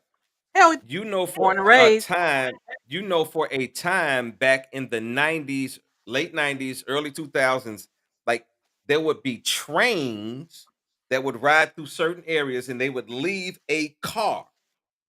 How does a train leave a car? Like, think about what I'm trying to tell you. Now, Hold what up, was this- on that car? Wait a minute. What was in that car? Fucking guns. They were in. Transporting. They were put in the community, right? Nobody had enough sense to say, wait a minute, well, I see these guns. Well, I'm gonna use this shit to keep myself protected. These stupid motherfuckers done fucked up now. Because now I'm protecting my community. I'm protecting my everything that I love. No. We took that shit as to, oh well. But see, this is the Now I part got a that gun. this is the other Let me side of go this. ahead. Wait a minute. Listen. Let me now go ahead and hustle my own community. Because guess what? When we talk about the crimes that we hear about, we don't hear about nobody white coming into our community fucking with us. It's another motherfucking person that looks just like us. So we have been trained to damage us. So the now second that we again wake up, it's gonna be a different ball game. Come on. I now want to on get the you in here, other but I side know of Nina that, wants to say something too. So I live on the outside. So I'm outside of Chicago. Being in Chicago, it feels different and it looks different. it is different. Being outside of Chicago, what I see, the people are trying to figure out, well, they're doing it to themselves. They don't know that there's a railway that goes through that area. They don't know that. So all they see is they have these things, and this is what they're doing with these things that they have. They are not looking at how did they get it. They don't know that they're not going outside of their community to get these things. Yeah, that's a covert mission though. That's what Exactly. it's They called, don't covert. understand that shit's being brought into their community and left there for them. The moment that a person, and I've literally watched someone have this realization, the moment they realize that it's being put there, like intentionally, they're like, are you serious? They literally think we making this shit. Well, They see, think we're making it. but see, then again, we have to recognize the battle that we're in. How does it come across that way? Because when I was a young black kid, one thing that was important in my fucking house and in my grandma, especially my grandmama and them, was the fucking news. They watched the news like a motherfucker back in the day. So guess what? whatever, and we all know that the news, especially in this day and time, that the news can sometimes propaganda shit, because that's why we got the difference between Fox and MSNBC and CNN, because they all have different perspectives when it comes down to the political side of things. Not the news that they're spreading. They all talk about the same shit, but the delivery that they're dropping at the end of the day, now that becomes a political conversation. You understand what I'm saying? But we have not recognized that yet. As listen, not to say that certain black people have not recognized it, but what I'm saying is, as a community, when it comes to everyone that you know, does everyone that you know that we are in a sabotage state, and we need to fuck around and move a little bit different, have different relationships, and build, and like have conversations like we have on our show, even though we bullshitting, but we hitting some real conversations. Oh, are people doing that? No. When people like us move, we get talked about like, oh, them niggas over there. Them. Guess what? And it usually comes from within our own community. Because guess what? The first people that we reach is our own. As we building right now, I don't, when I share the page, I'm not sharing it with a bunch of, white people. I'm sharing it with a bunch of people that look like me. So if I get love or hate from the show, guess who it's coming from? The people that are surrounded by me. And if they can't support I understand that some people may not be able to support the language that we have on the show. But if you think about what we talk about as a whole, we talking about waking the fuck up. Nada, what were you about to say? Because you had your hand up, and you've been, the Lord. I don't even remember what I had to say. I honestly don't remember. So it's best next time to just cut stuff off and just let me talk. Because I got you. I got you. I know you're getting old. I know. All right, check it out. We're gonna watch this next clip. Let me know what y'all think about. I think this was rather interesting. It's a life of hustle and survival. I remember when my 9th grade teacher asked me, Lisa, what do you want to be when you grow up? And see, I have to fight the Harlem Crip 30s every day to get home from school, so I looked at her and said, alive.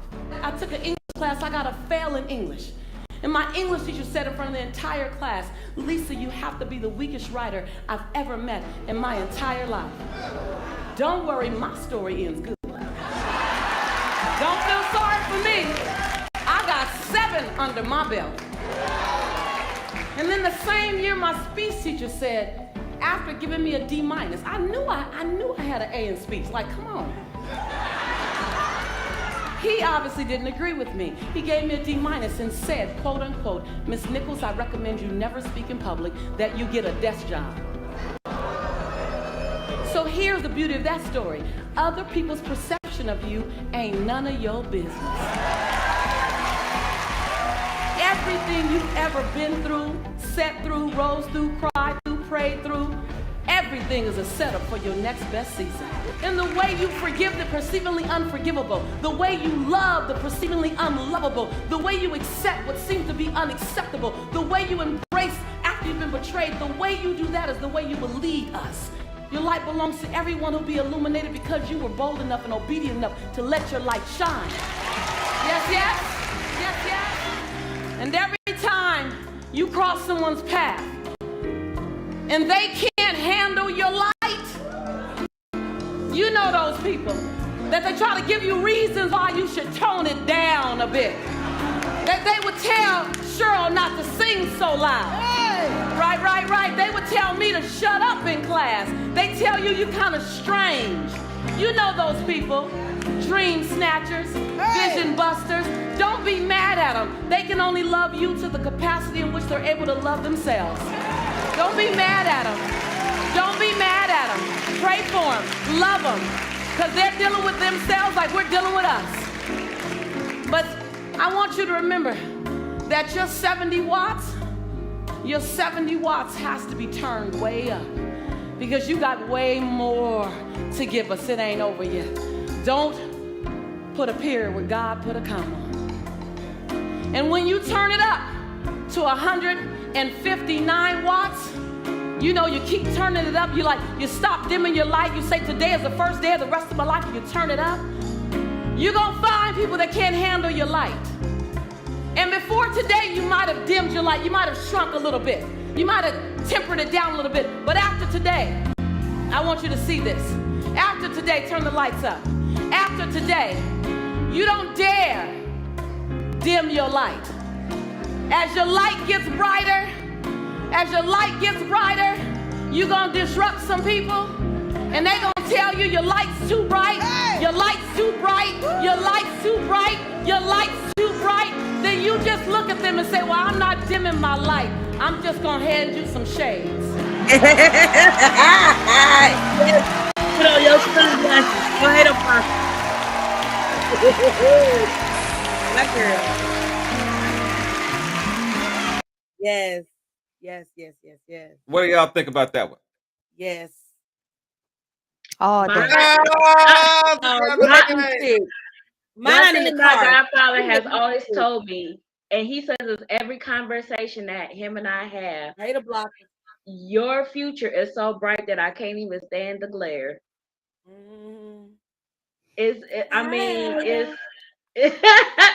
Danny and these shades is killing me right now, but I absolutely agree. I will never forget. I was at the Art Institute before they had shut down in Schaumburg. It's a little suburb outside of Chicago. Now, I have always loved math. Math and science. I've always loved. That's just my little nerdy subjects.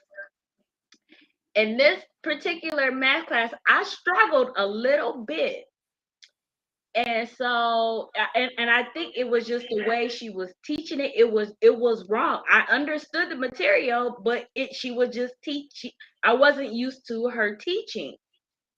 And so what I had got so fresh, she gave me, now what the math I did was right, but because I didn't do it her way, she failed me on every single test that we took.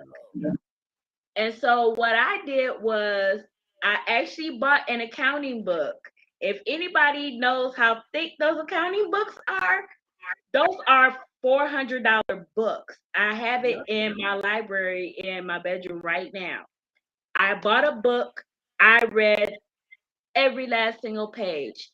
It had got so good to me. I tutor physics. I tutor mythology.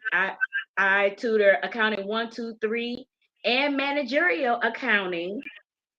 You know, I mean, I tutor in all these different subjects. So I had sent her an You are my email. new best friend. You Huh? are my new best friend. I need you to know that you are my new best friend. Thank you. And like I tutor chemistry, I tutor, biology. Like I tutor in all these subjects, all because she decided that she wanted to fail me because I didn't do it her way. And it's just like it just motivated me to just keep making me push harder for just not only was I proving it to myself, but I just wanted to let her know, bitch, I mean, I'm black and educated.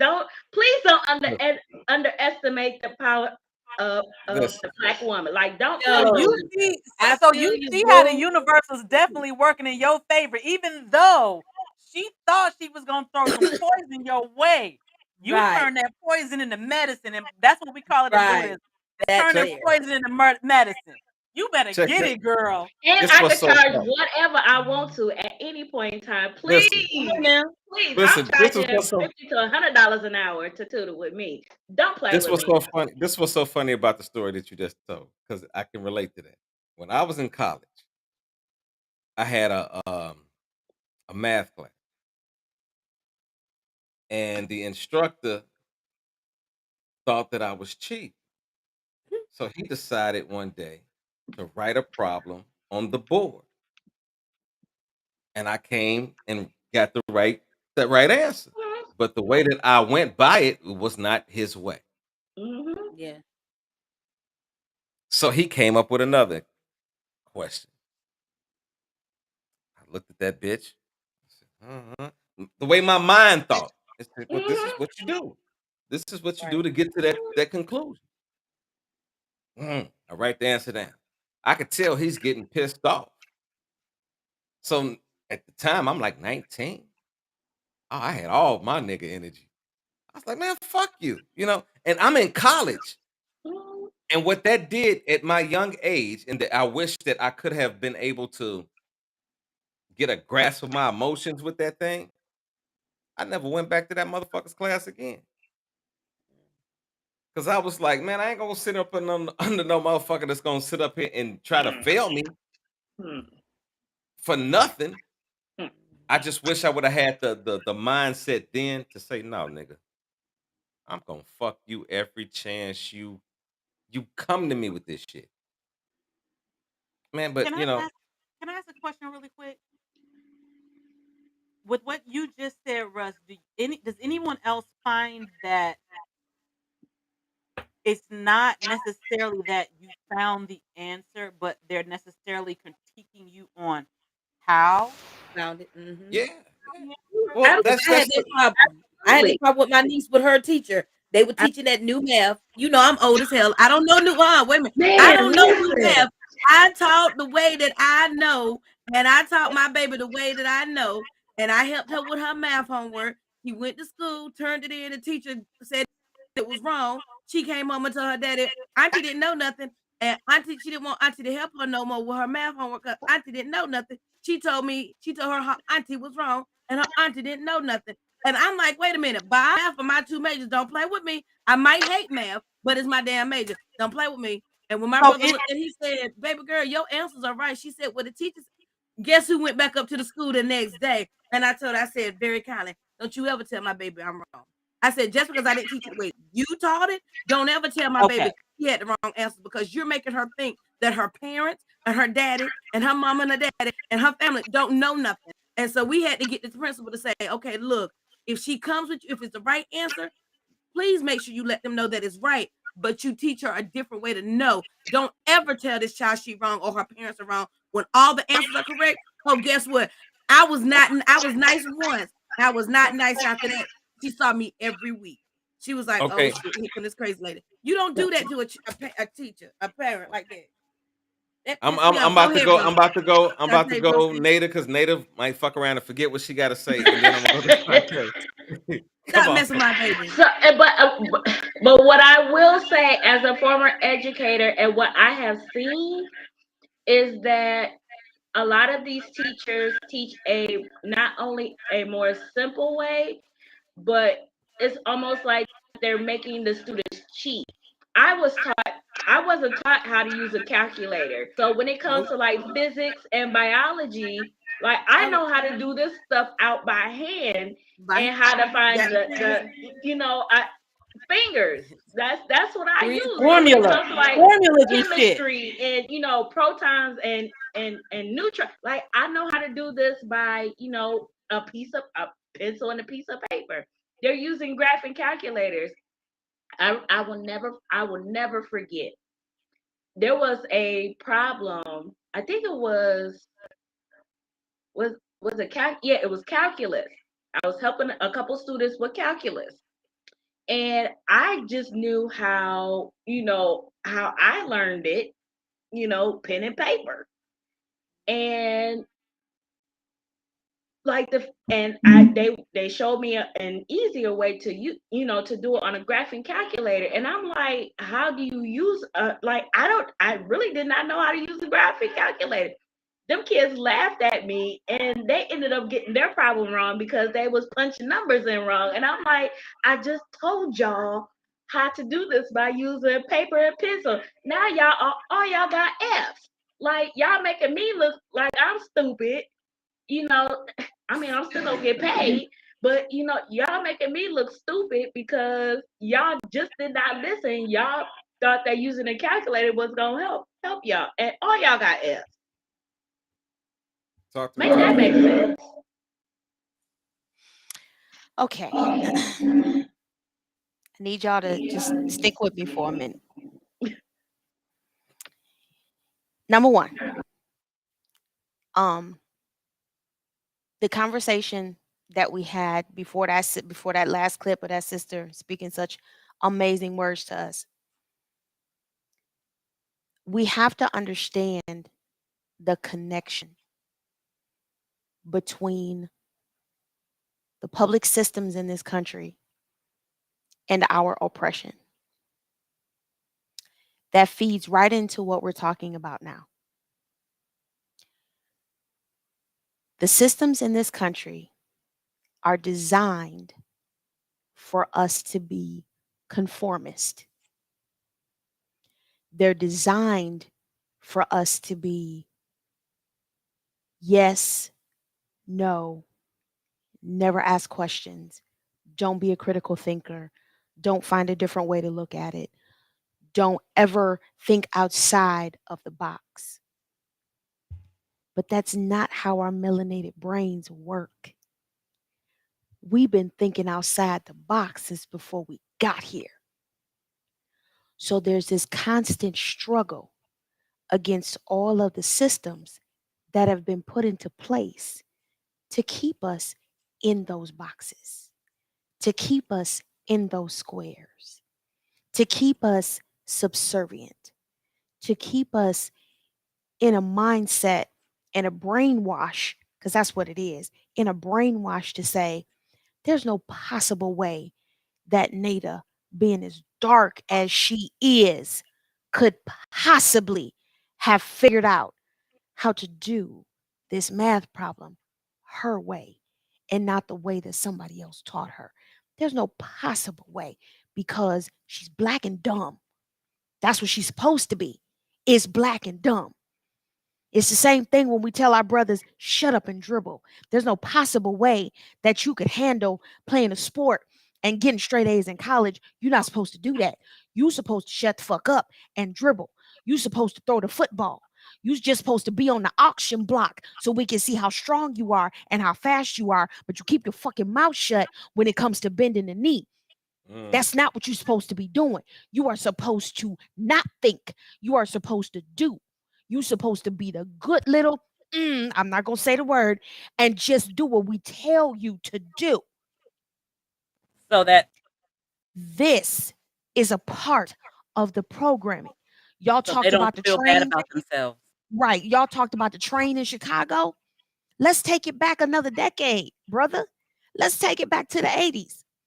I promise you that the people in the ghetto didn't make the cocaine. It came from somewhere. They left it. They dropped it off. And we took it and we turned it into something else. We don't live in Colombia. We ain't part of the cartel. Who brought it? The connections that we make with the past help to answer why we are where we are now. Our responsibility as melanated people is to recognize the connection, be honest with our part in the game, and then change the fucking playbook. Edith said they took the baby out of school and homeschooled her. The school is not serving. We already talked about this. They are trying to get rid of the public school system. They want you dumb. They want you stupid. Repeated cycle. So they continue to mold you. Let's talk about it. Let's talk about the fact that in every urban neighborhood in this country, I can easily find the liquor store, the medical marijuana place, the fast food place with all the salty food that gives me high blood pressure and diabetes. I can find them all in a freaking row on every block. When is the last time you saw a row of tutoring centers? When is the last time you saw a clean park? When is the last time you saw somewhere where we can open small therapy sites with Black therapists, men and women, for families? When is the last time there was a row of aromatherapy and meditation places in our communities? You will go out to the suburbs, you can find a yoga center every half a mile.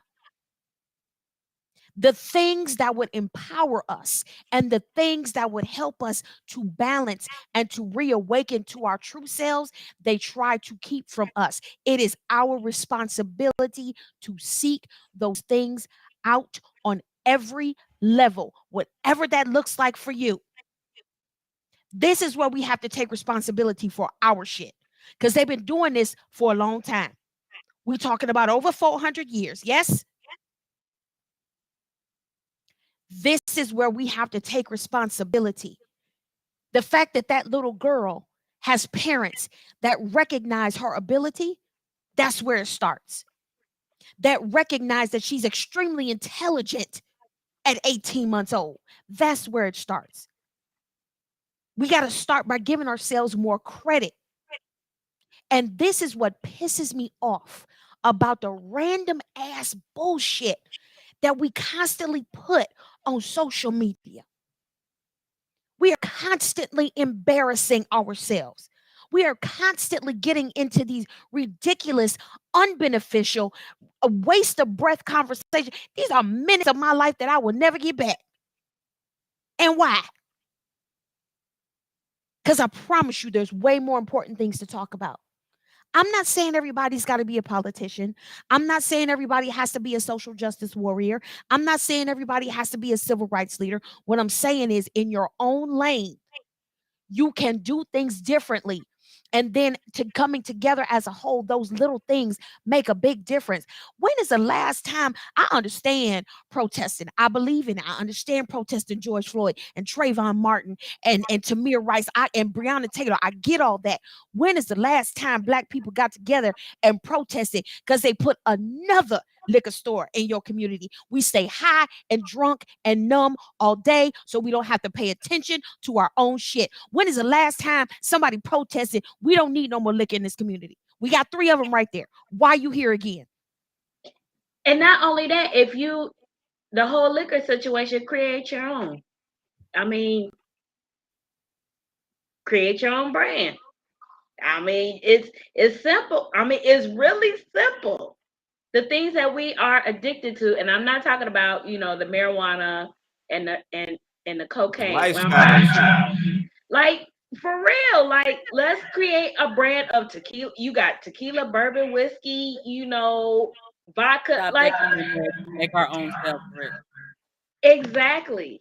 Now, when And we constantly talking about, we got to hustle because we just trying to make it, and we got to do what we got to do. When does it change? I'm not knocking hustling. Believe me, I hustle. But the goal is to, at some point, that I don't have to hustle. I've gotten to a place where now I have some stability. What is the end game, bruh? Okay, so you slang a little bit. I'm not mad at you. Okay, but at the end of the day, when does that part fall away? Did you put the money that you made, did you put it into something?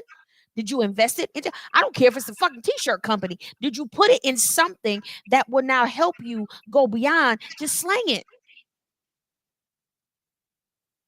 I think that the thing is that we're doing something and we're demonizing something that is not necessarily the demon. So when you have alcohol and I think alcohol and like crack cocaine to me is like on like the high end of the spectrum of what people would say is an issue. Marijuana and other things are on a different end of the spectrum. But I think what we're doing is we're demonizing the vices instead of actually targeting. Why do you need that? That's my point. I'm not demonizing the vice. That's my point. Why is it that it's acceptable for us in our own communities to have them on every corner? Because granted, nobody makes you go. Yeah, And because listen, listen. Y'all see me drink on here. I'm not knocking having your drink. That's not what I'm saying. What I'm saying is, for so many of us, we can't function outside of that mindset. We can't function outside of having a buzz. We can't function outside of some chemical something altering our brain for too many of us, right?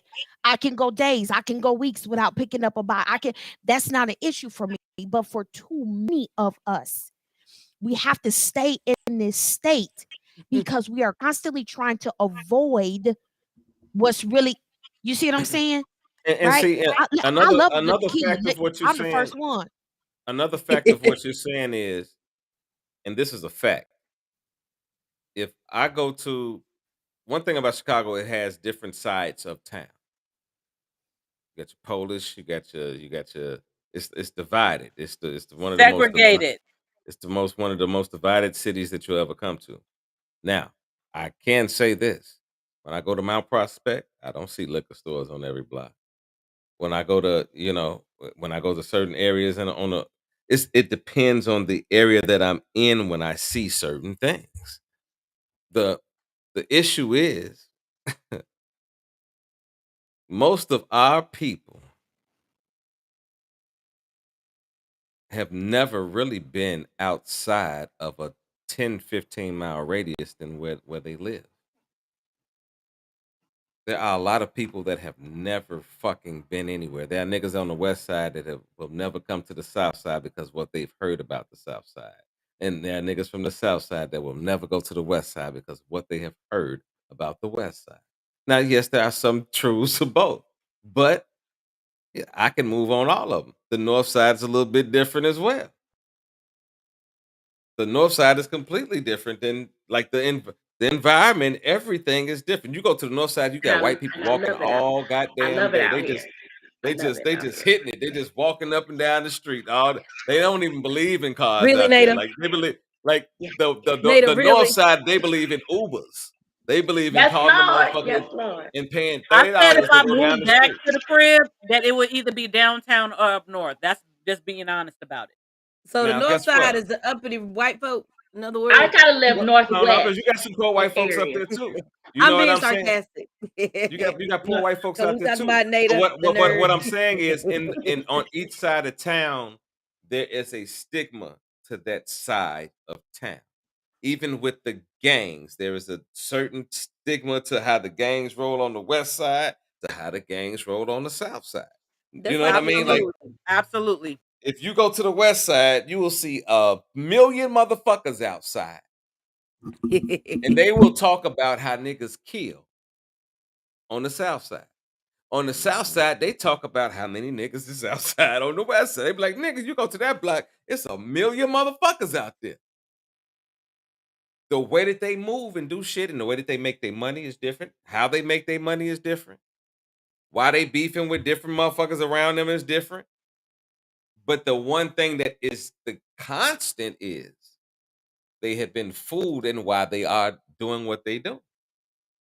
They chasing a hustle that's not really a hustle. The hustle that what they believe that they're chasing to be a hustle is actually a failed process they have that has been tested over time and time again. Like I'm telling people, we at that point in day and time. I told this to somebody today. You remember when we were coming up, we would hear a lot of shit about racial shit just with black folks getting a job and all that. When was the last time you heard that shit? You don't really hear that shit no more, right? But the discrepancy is still there. However, they've changed the game plan on how they even meet you for the job process. Think about it. Back in the day, you could say I walked in there and they hated on me because I was black. No, they got this shit now where every fucking job that you apply for is done through the internet. So they Shit can is look at covert as fuck. they can look at where you come from. They can look at if you didn't respond to this one particular answer, that's gonna automatically. So when it comes down to who they actually gonna hire, it's already went through the process of elimination. And they can blame it on an algorithm. Yeah, because that's what we had to do with working in the pharmacy. If you answer the question a certain way, you automatically get flagged.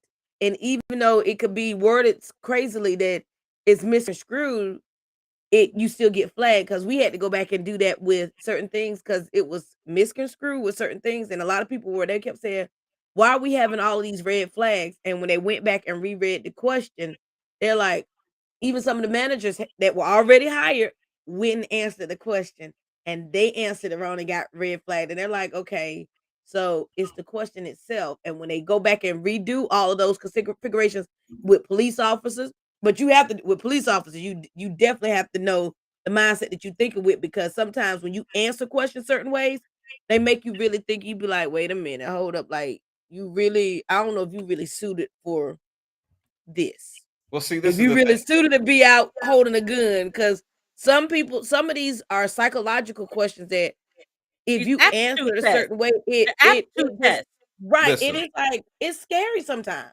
do you recognize when you take these tests that you sit there and if you don't recognize it, they ask you the same question But they word it 5 different. times, but they ask Over it and in a over again. Yes. but Oh my they ask God. it in a different way, but they want the Yes, I same hate that. fucking answer.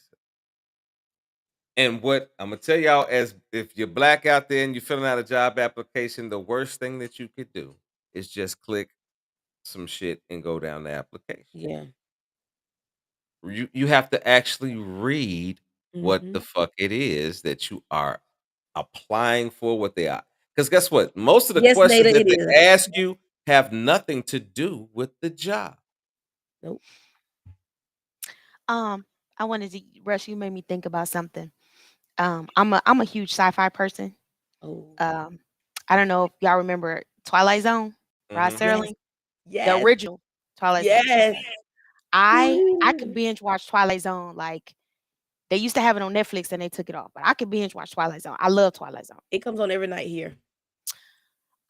There's an episode of Twilight Zone where it was a beautiful, and remember Twilight Zone was black and white, okay? Mhm. Nice little suburban neighborhood, right? Everybody knew everybody. It's all this it was a white neighborhood, okay? And it was summer and the kids were out playing and riding their bikes, right? Perfect little suburban scene, okay? Then all of a sudden the power goes out. Okay? And everybody's trying to figure out how the power went out on this block because it didn't seem to affect anybody else.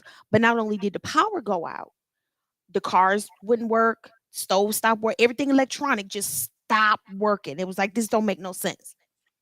So they sent one of the neighbors to go to the next block over and see, well, is their power out? Because we don't understand what's going on. It wasn't raining, it wasn't storming. They can't figure this out. Then the night goes on and they trying to figure out, is somebody doing this? Mhm. And now it takes one person, and the one person in the group puts out an idea. In this particular episode, the idea is, could this be aliens Mhm. messing with us? And at first people are like, oh God, would you stop being ridiculous? Stop that. That's just ridiculous. Planted the And seed. then another person says, well, wait a minute. Maybe they're right. Maybe Planted it the is. seed. Because I read something somewhere that said that this might happen. And I also read that aliens can take on our form.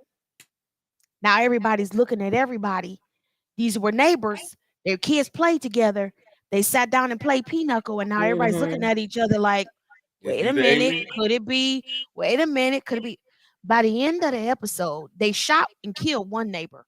They Mhm. running around setting everybody's houses on fire. They're fighting in the middle of the street. And when the episode pans back, you see these aliens who are viewing this from up and they say, so it's that easy? And the guy, he says, yeah, it's that easy. All you have to do is plant a thought. And they just run with it and they destroy themselves. He said, and all we have to do is keep going That's one deep. neighborhood to another, one to another, one to another, one to another. And that's how the episode ends. This is the kind of shit that they keep doing in our neighborhoods. Hey, I got a And we question keep for y'all. falling for it. I got a question for y'all. Do y'all remember Mama Eartha Kitt? Absolutely, darling. Who doesn't? Okay, some niggas Yes, don't know who Eartha Kitt is. Marcus. Well, check Marcus, this. darling. Listen, I came across this interview, and when I was watching the interview, I was like, Eartha used to get fucked up. Because you can tell like she's in the interview having a sip or some shit. She's in the, and they're gonna listen to what they ask her and listen to her response. Can anyone live with Eartha Kitt? That's not for me to decide. Not for someone who decides to live with me to decide. Not for me. But are you willing to compromise within a relationship? Compromise? What is compromising? Compromising for what?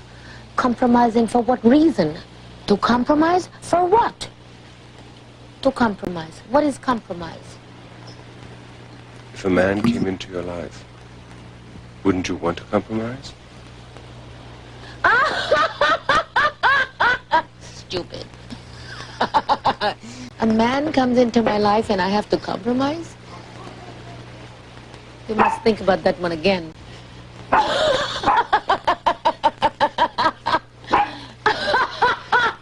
A man comes into my life and you have to compromise for what? For what? For what?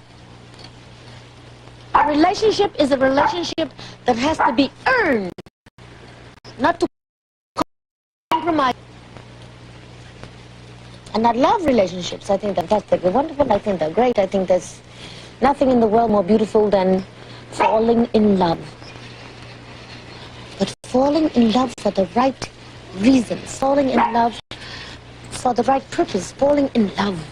Falling in love. When you fall in love,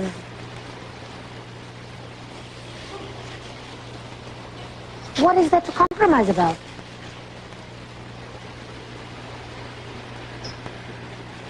Isn't love a union between two people? Or does Eartha fall in love with herself? I think if you were to think about it in terms of analyzing,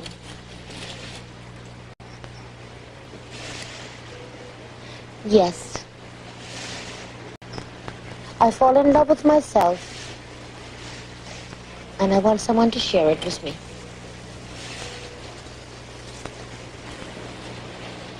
I want someone to share me with me.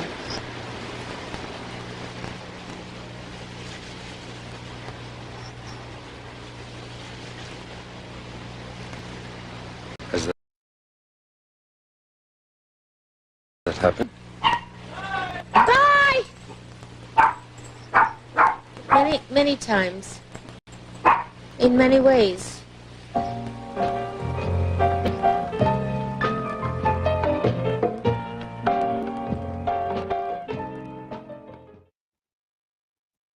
My nigga, I love that clip. That was it. Because listen, we can argue the state that she was in, delivering the message, but the message was still the message. See, we are under the impression that the message can only come from somebody that has the status to give us a message. Life is a message. The people that we encounter are messages. They are messages about the people that we meet, and it's a message to ourselves about the people that we hang around. Some of us, and I mentioned this earlier, some of us are fucked up not because of the people that we're around, it's because we chose to be around the people. That's the problem. What we allowed. And what she was saying, and what I interpreted was, I gotta love me first. And if somebody comes into my circumference, we gotta learn to love. But that don't mean that I'm gonna switch up my belief system to do whatever the person that I'm supposed to be in love with wants out of me. Come on, y'all talk to me. You don't want that.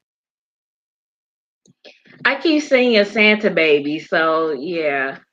I keep singing Santa Baby. I mean, that's This what nigga keeps. always this nigga do it all the time. What I heard was something I and I understand you saying that she could be on something. I didn't see that at all. I saw a very awake woman. I saw a woman that was very much so in tune, turned on, tuned in to her. understanding who she is, thus being able to say how she can interact and give to someone else as well as receive from them. She was very much so there. What she was speaking to was that man, and my name is Danny's Window, and I reserve the right to be wrong. That sounded like it was a white man that was asking a woman, Black specifically a woman. black woman, does she need to compromise? Because that is not a question that is asked of men. Period. Across the board. Men are not asked, do you compromise? When do you compromise? How do you compromise? But She we was do. asked the compromise question coming from a standpoint of you're a woman. You're supposed to do that. But the answer she gave was, I am sure of who the fuck I am. And I know I want this. I need this. I am this. So if you can rise to my vibration, then we can have a whole conversation. And there is no question of who is less than, greater than, because we are. But when you ask that question of compromise, what you're doing is you're asking me, are you willing to bring yourself down to this, which is what you're supposed to want? But I know fucking better because Well, I'm here. Therefore, I want here, and I'm going to have well, here. I agree with everything you're saying, but one thing, because I stand from a man's standpoint. There are a lot of men that are very compromised in their thought process, in their dealings with relationships, women, and every fucking thing. Just because um the question is not asked are men compromising? I believe in this day and time, men are compromising on many levels.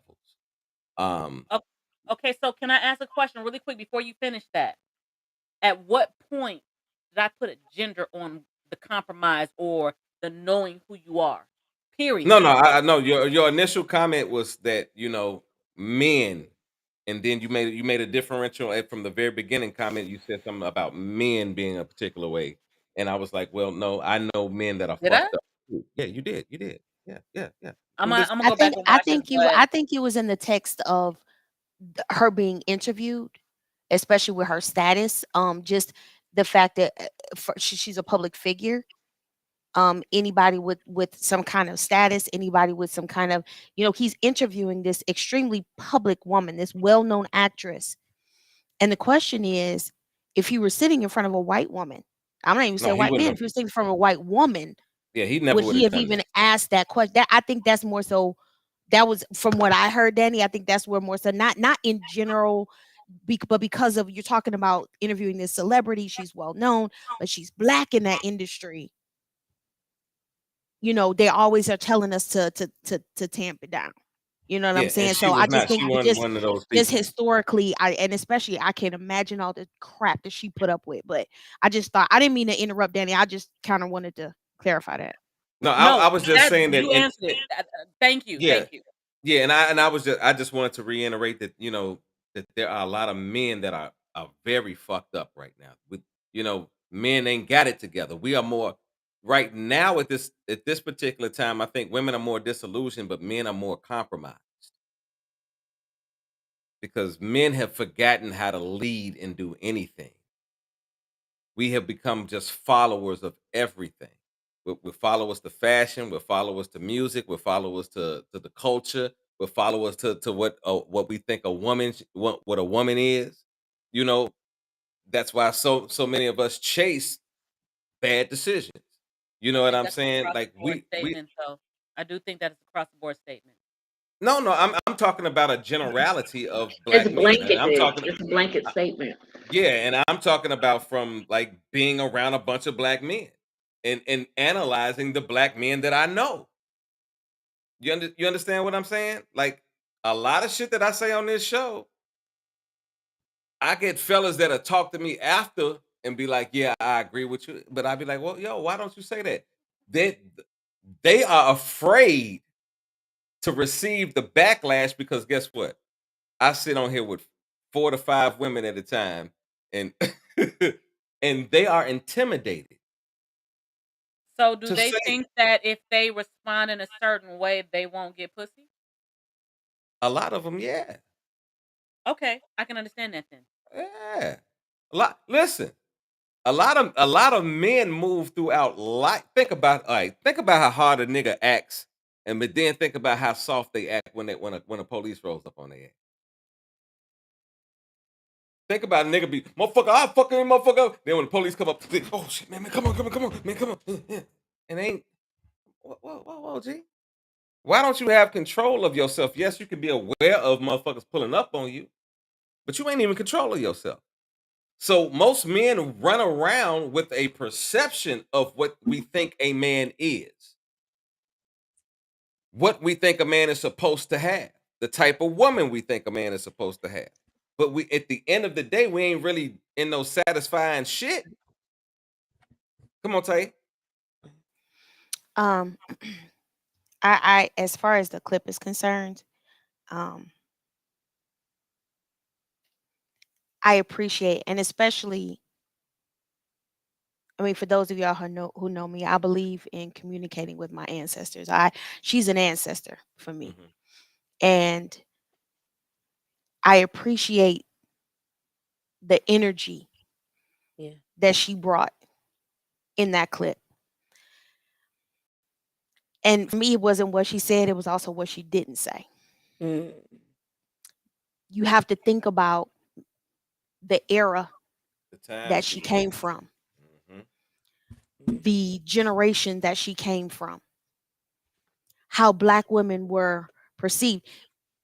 We were always perceived as exotic. We were always over sexualized, right? The slave master went down to the slave quarters. He knew at some point an exotic looking child was going to come from that union. We were always used. As we advanced and we started to make strides, especially in that genre, in the entertainment field, you had those that stood up and wouldn't accept certain roles. Hattie McDaniels was before her time. There were certain roles she refused to take, right? There were roles that a lot of Sidney Poitier, there were roles that he refused to play as a Black man, right? There Denzel Washington, right? Bring it a little more current day. There are roles that he refuses to play.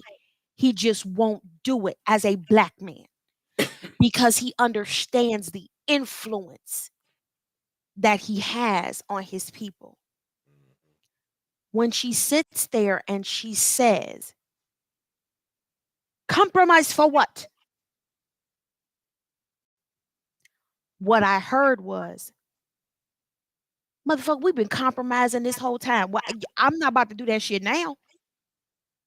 Compromise for what? There's nothing left to compromise. We've compromised our dignity. We've compromised our pride. We've had to compromise our body in some circumstances. What am I compromise? What else is left for me to compromise at this point, sir? I done hustled.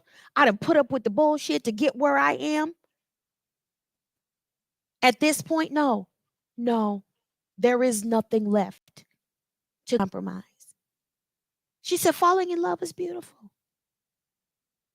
I fall in love with me, and then you can join me That's what I'm in saying. that. Yeah. Yep. I fell in Can love we with me, pass and you can collecting plates to join this me in queen? that. That is, and I'm gonna tell you something honestly, and this is something as you as everybody reevaluates their relationship situations and the things that they've been through. I got to tell you, I'm not a fan. I'm no longer a fan of the phrase "falling in love." I'm no longer a fan of that phrase.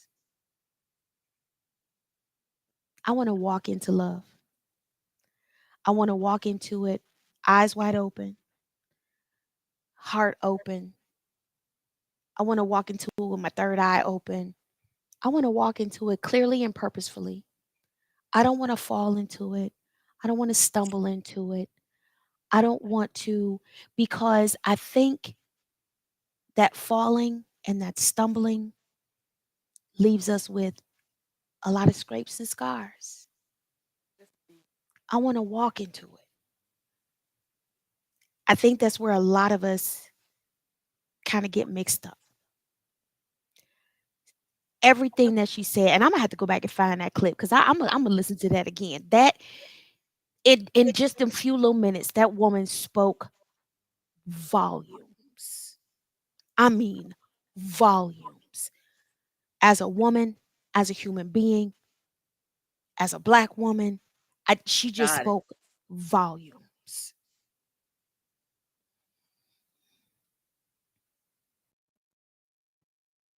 I want to play one more clip before we get up out of here. I know we're running past a little time, but I want to play one more clip. And I think it goes along with what Eartha was saying from a female perspective. Now we're going to listen to it from a male's perspective. Isn't it funny when you have a work life and you have a home life and you're torn between the two? And now let me explain to you why a man is torn between the two. He's torn between the two because men get their self-esteem from what they do, not from who they love. Women inherently get their self-esteem from who they love. They define themselves as being a mother or a wife, or I'm married, and they love all kinds of stuff that marks who loves them. I never will forget, I couldn't figure out why when I gave my...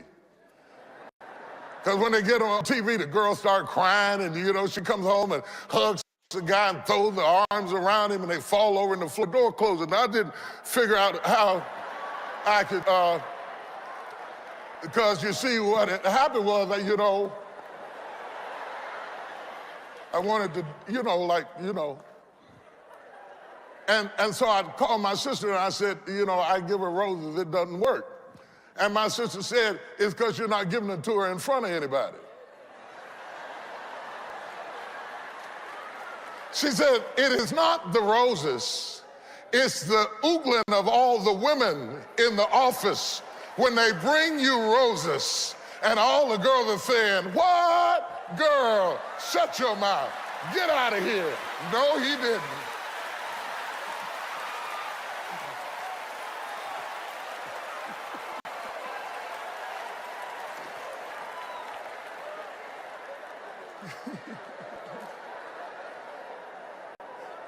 So whereas women, you do these things and you get this reaction because you get your self-esteem from who loves you.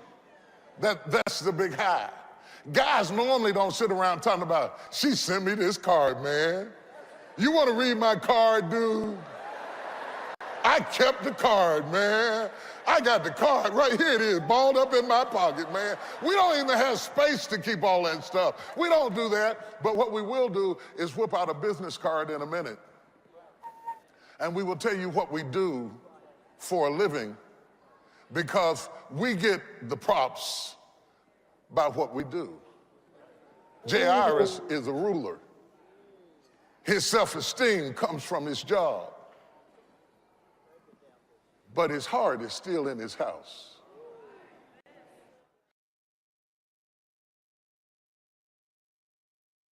What y'all think about that, ladies?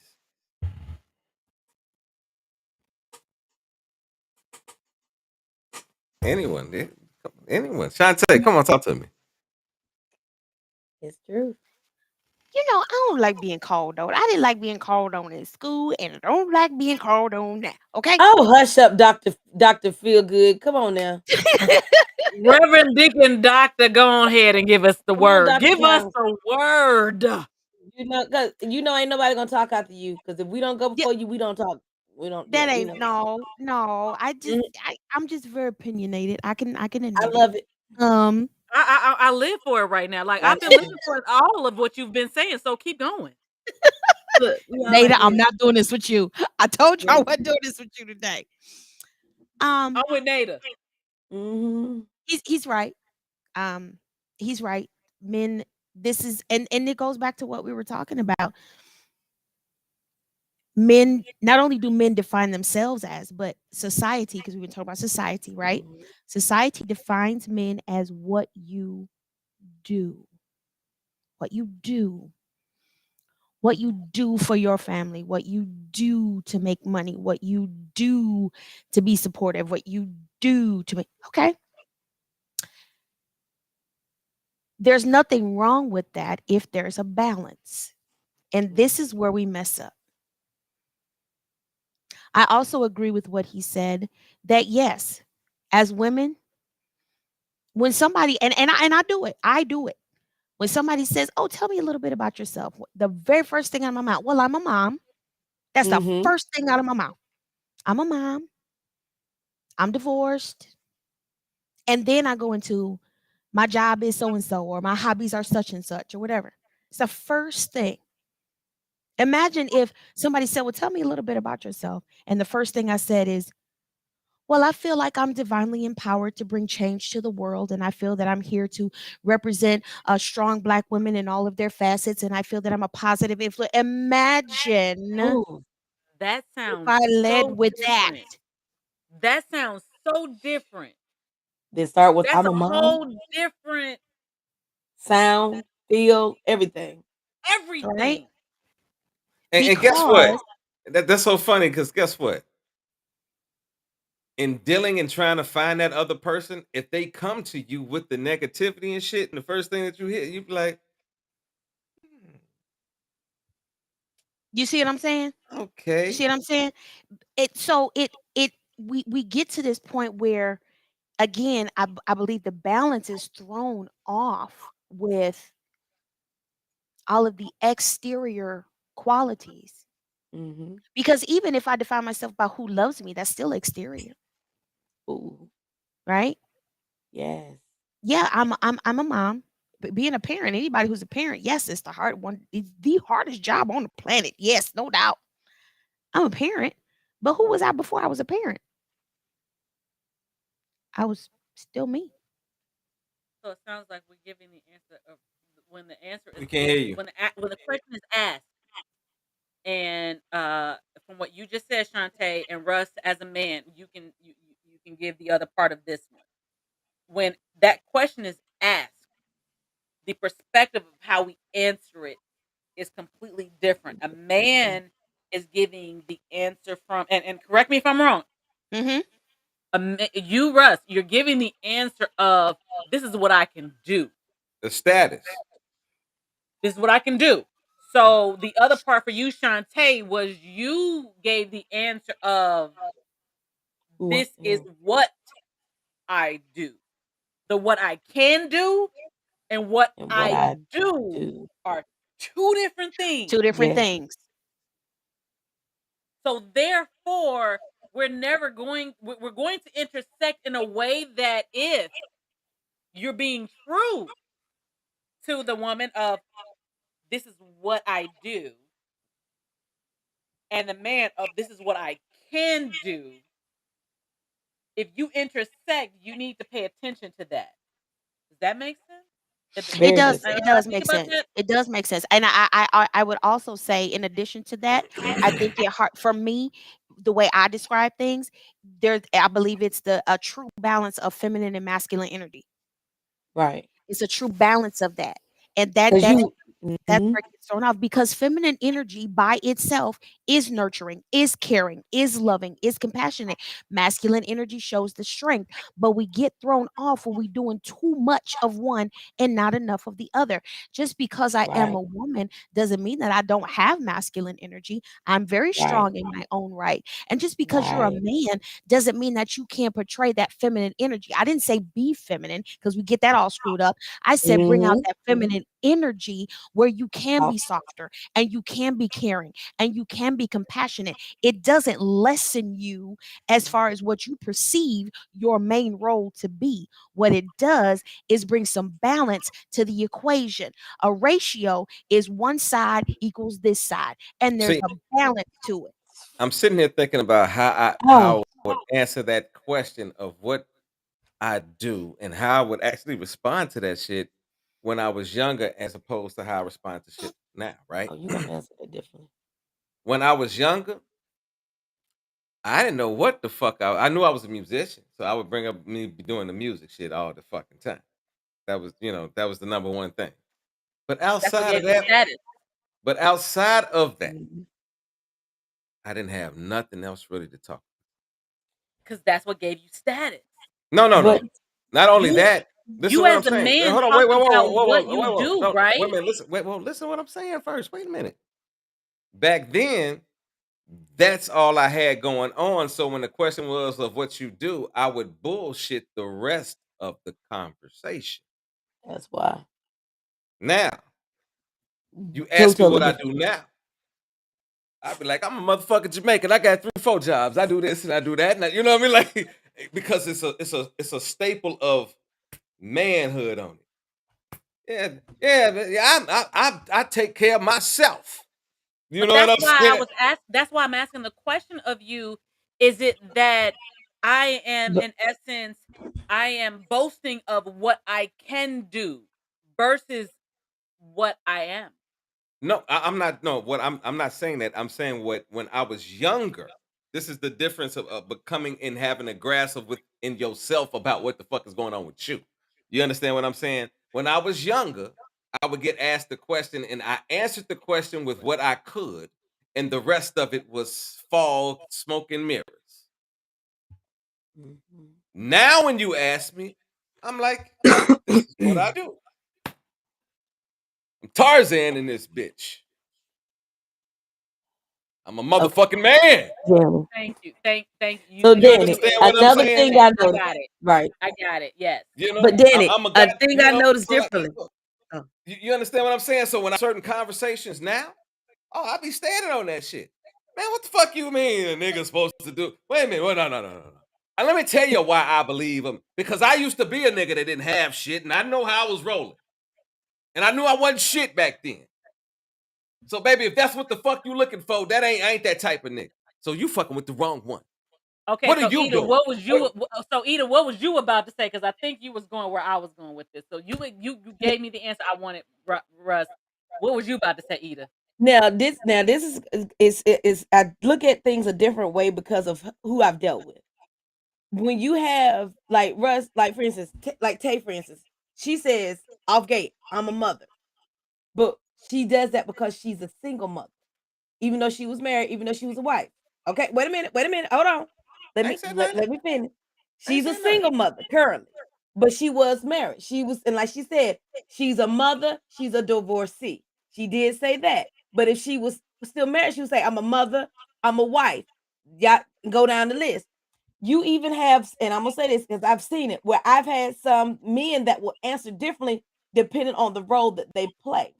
I've known single fathers that say, I'm a father of 3 girls, that I acknowledges get you. their, like you say, and it depends on how their roles are. When you have that role where that man is that only one, that only parent, and they're raising their children by themselves, they do list those things differently. Like you say, we're gonna intersect at one time. Sometimes they run parallel. When you have that father that's a single father raising his kids, it depends on how he comes off and how he's brought up, because you do have some men that will come off and introduce themselves as, not that I do this, I do this, I do this. I'm a father of 3 girls. I'm this, and this. And not saying their status, but they're saying that I'm a father first. When you have a single father, because I've seen those single fathers that acknowledge off gate, I'm a father first before I'm anybody else. When you have a father that's a person that's a true father, and even with my brother, he's not, oh, I'm this. My brother always says, I'm a father of 2 girls. I'm He's hearing 2 married. questions. I'm hearing 2 different questions. I'm gonna tell you what the questions No. are that I'm. No, I'm telling you, what I'm Oh, hearing from what y'all oh, saying. but yeah, but like you said, and that's why I say it depends on sometimes when you're, like you say, the roles are. If you have that role where that man and that woman are equal and they're given the same equal capability together, they say things different. Even though my brother is married, him and his wife are equal partners. So it's like they share resources, everything like that. It's not you wash the dishes, you do this. They come together as a team. So when he introduced himself, My name is Ronald. I'm a father of 2 girls. I'm married to such and such. That's, I'm a husband. He said, but his children are like his main thing. But I get what you saying. Where Shantae comes from, where women introduce themselves of who they are and what they do, who they are and what they do and who their role. Whereas some men just say, I can do this, this, this, and this, and that. And I get what you're saying, but you do have some men that say, I'm this, this, this, this, and this of who their status is. And sometimes they use that status as a father because that shows people that, okay, he's a caring man. When you say I'm a father off gate, that shows that you're caring. You don't talk about self. You're selfless. When you talk about your children, your wife, and your family, that's that soul and that selflessness. Listen to me, What? listen to me, ladies. Listen to me, ladies. Listen to me. I'm telling y'all, I'm hearing 2 different questions.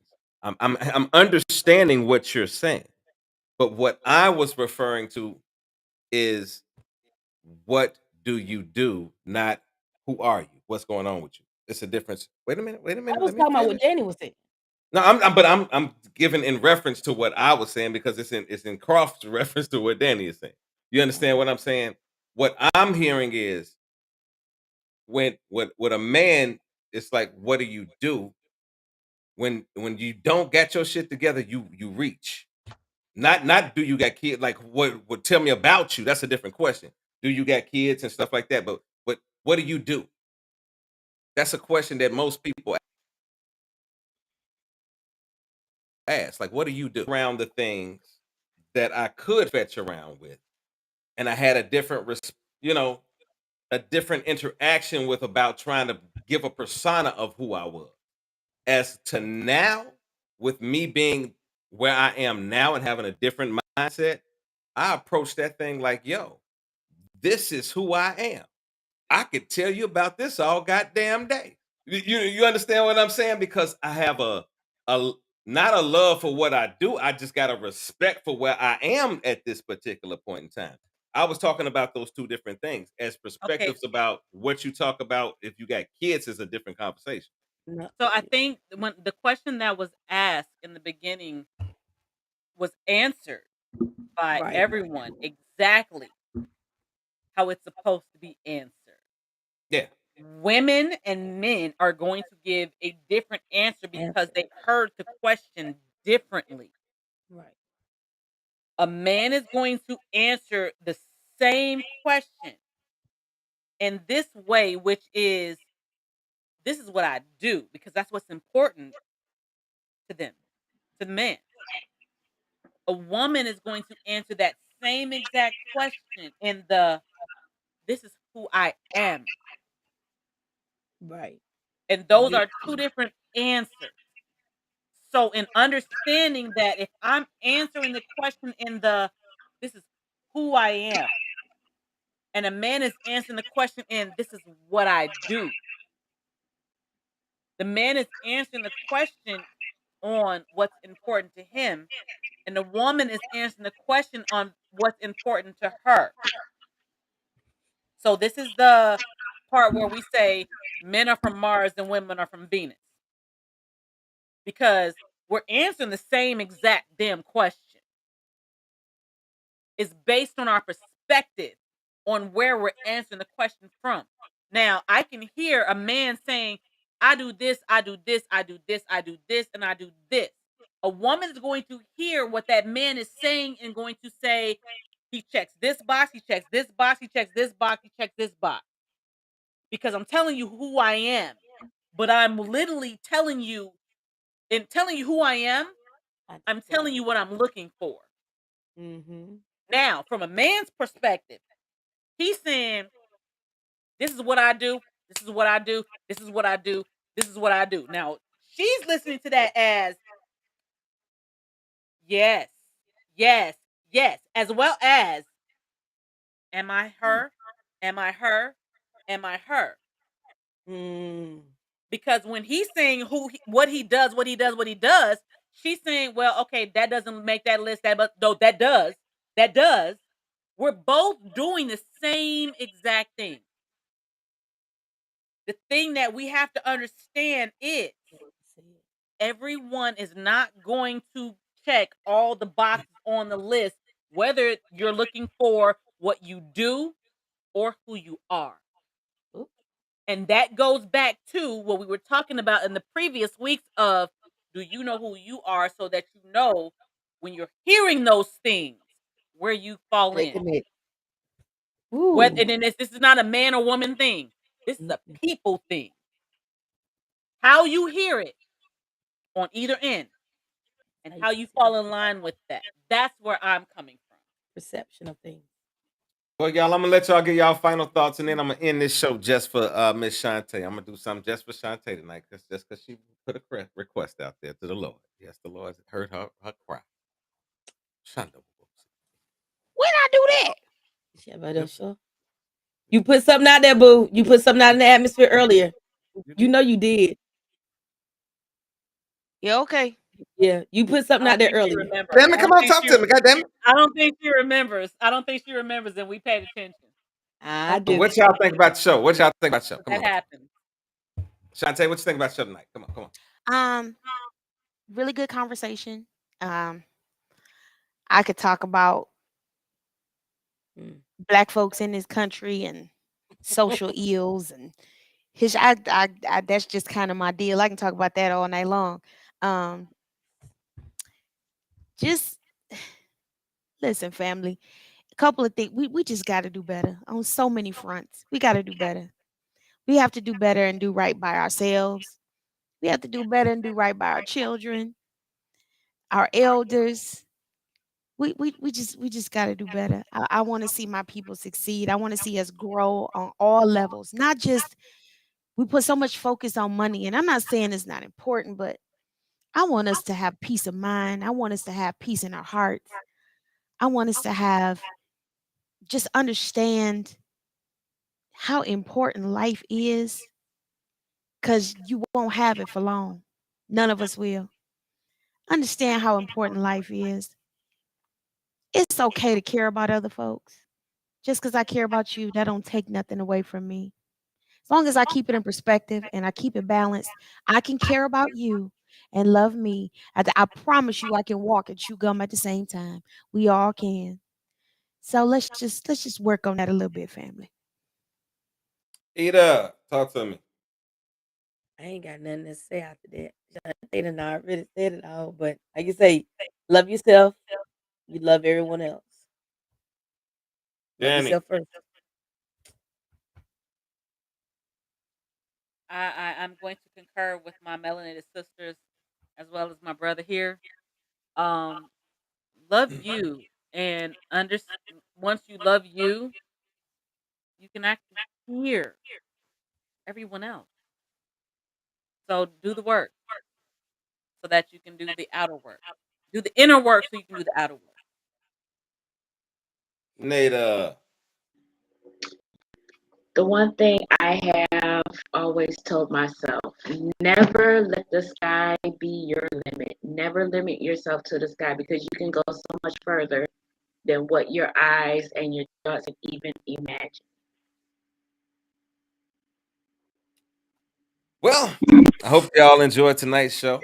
Baby, just slip a sable under the tree for me. That song is just playing in my head. I'm sorry. I've been a very good girl. Santa baby. So hurry up, tonight. I mean, I'm sorry. That song just keeps playing in my head. The only reason I'm shaking my head, but I'm like, okay, I'm gonna just let her do that shit. It's because we're gonna end the show. But listen to Miss Eartha Kitt one more motherfucking time. Shantae says she wanted to hear it. She said, I need to find that clip. You ain't got to find it. It's right here, goddammit. We'll see y'all next Tuesday. Can anyone live with Eartha Kitt? That's not for me to decide. Not for someone who decides to live with me to decide. Not for me. But are you willing to compromise within a relationship? To compromise? What is compromising? Compromising for what? Compromising for what reason? To compromise for what? To compromise. What is compromise? If a man came into your life, wouldn't you want to compromise? Stupid. A man comes into my life and I have to compromise? You must think about that one again.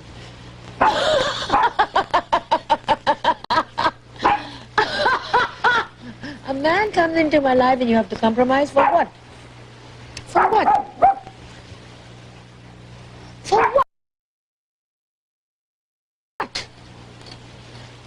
A relationship is a relationship that has to be earned, not to compromise for. And I love relationships. I think they're fantastic. They're wonderful. I think they're great. I think there's nothing in the world more beautiful than falling in love.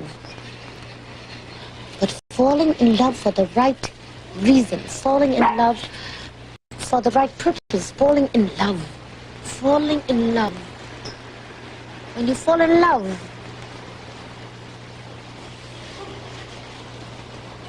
what is there to compromise about?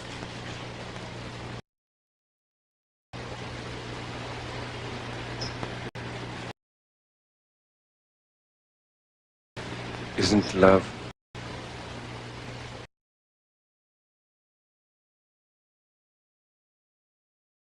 a union between two people?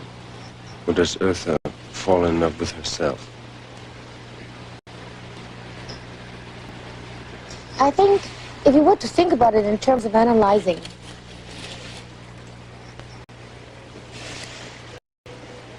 yes, I fall in love with myself and I want someone to share it with me.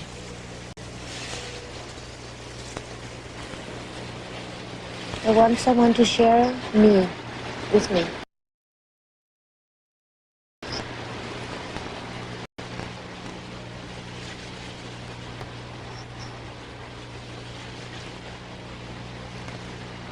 Has that happened?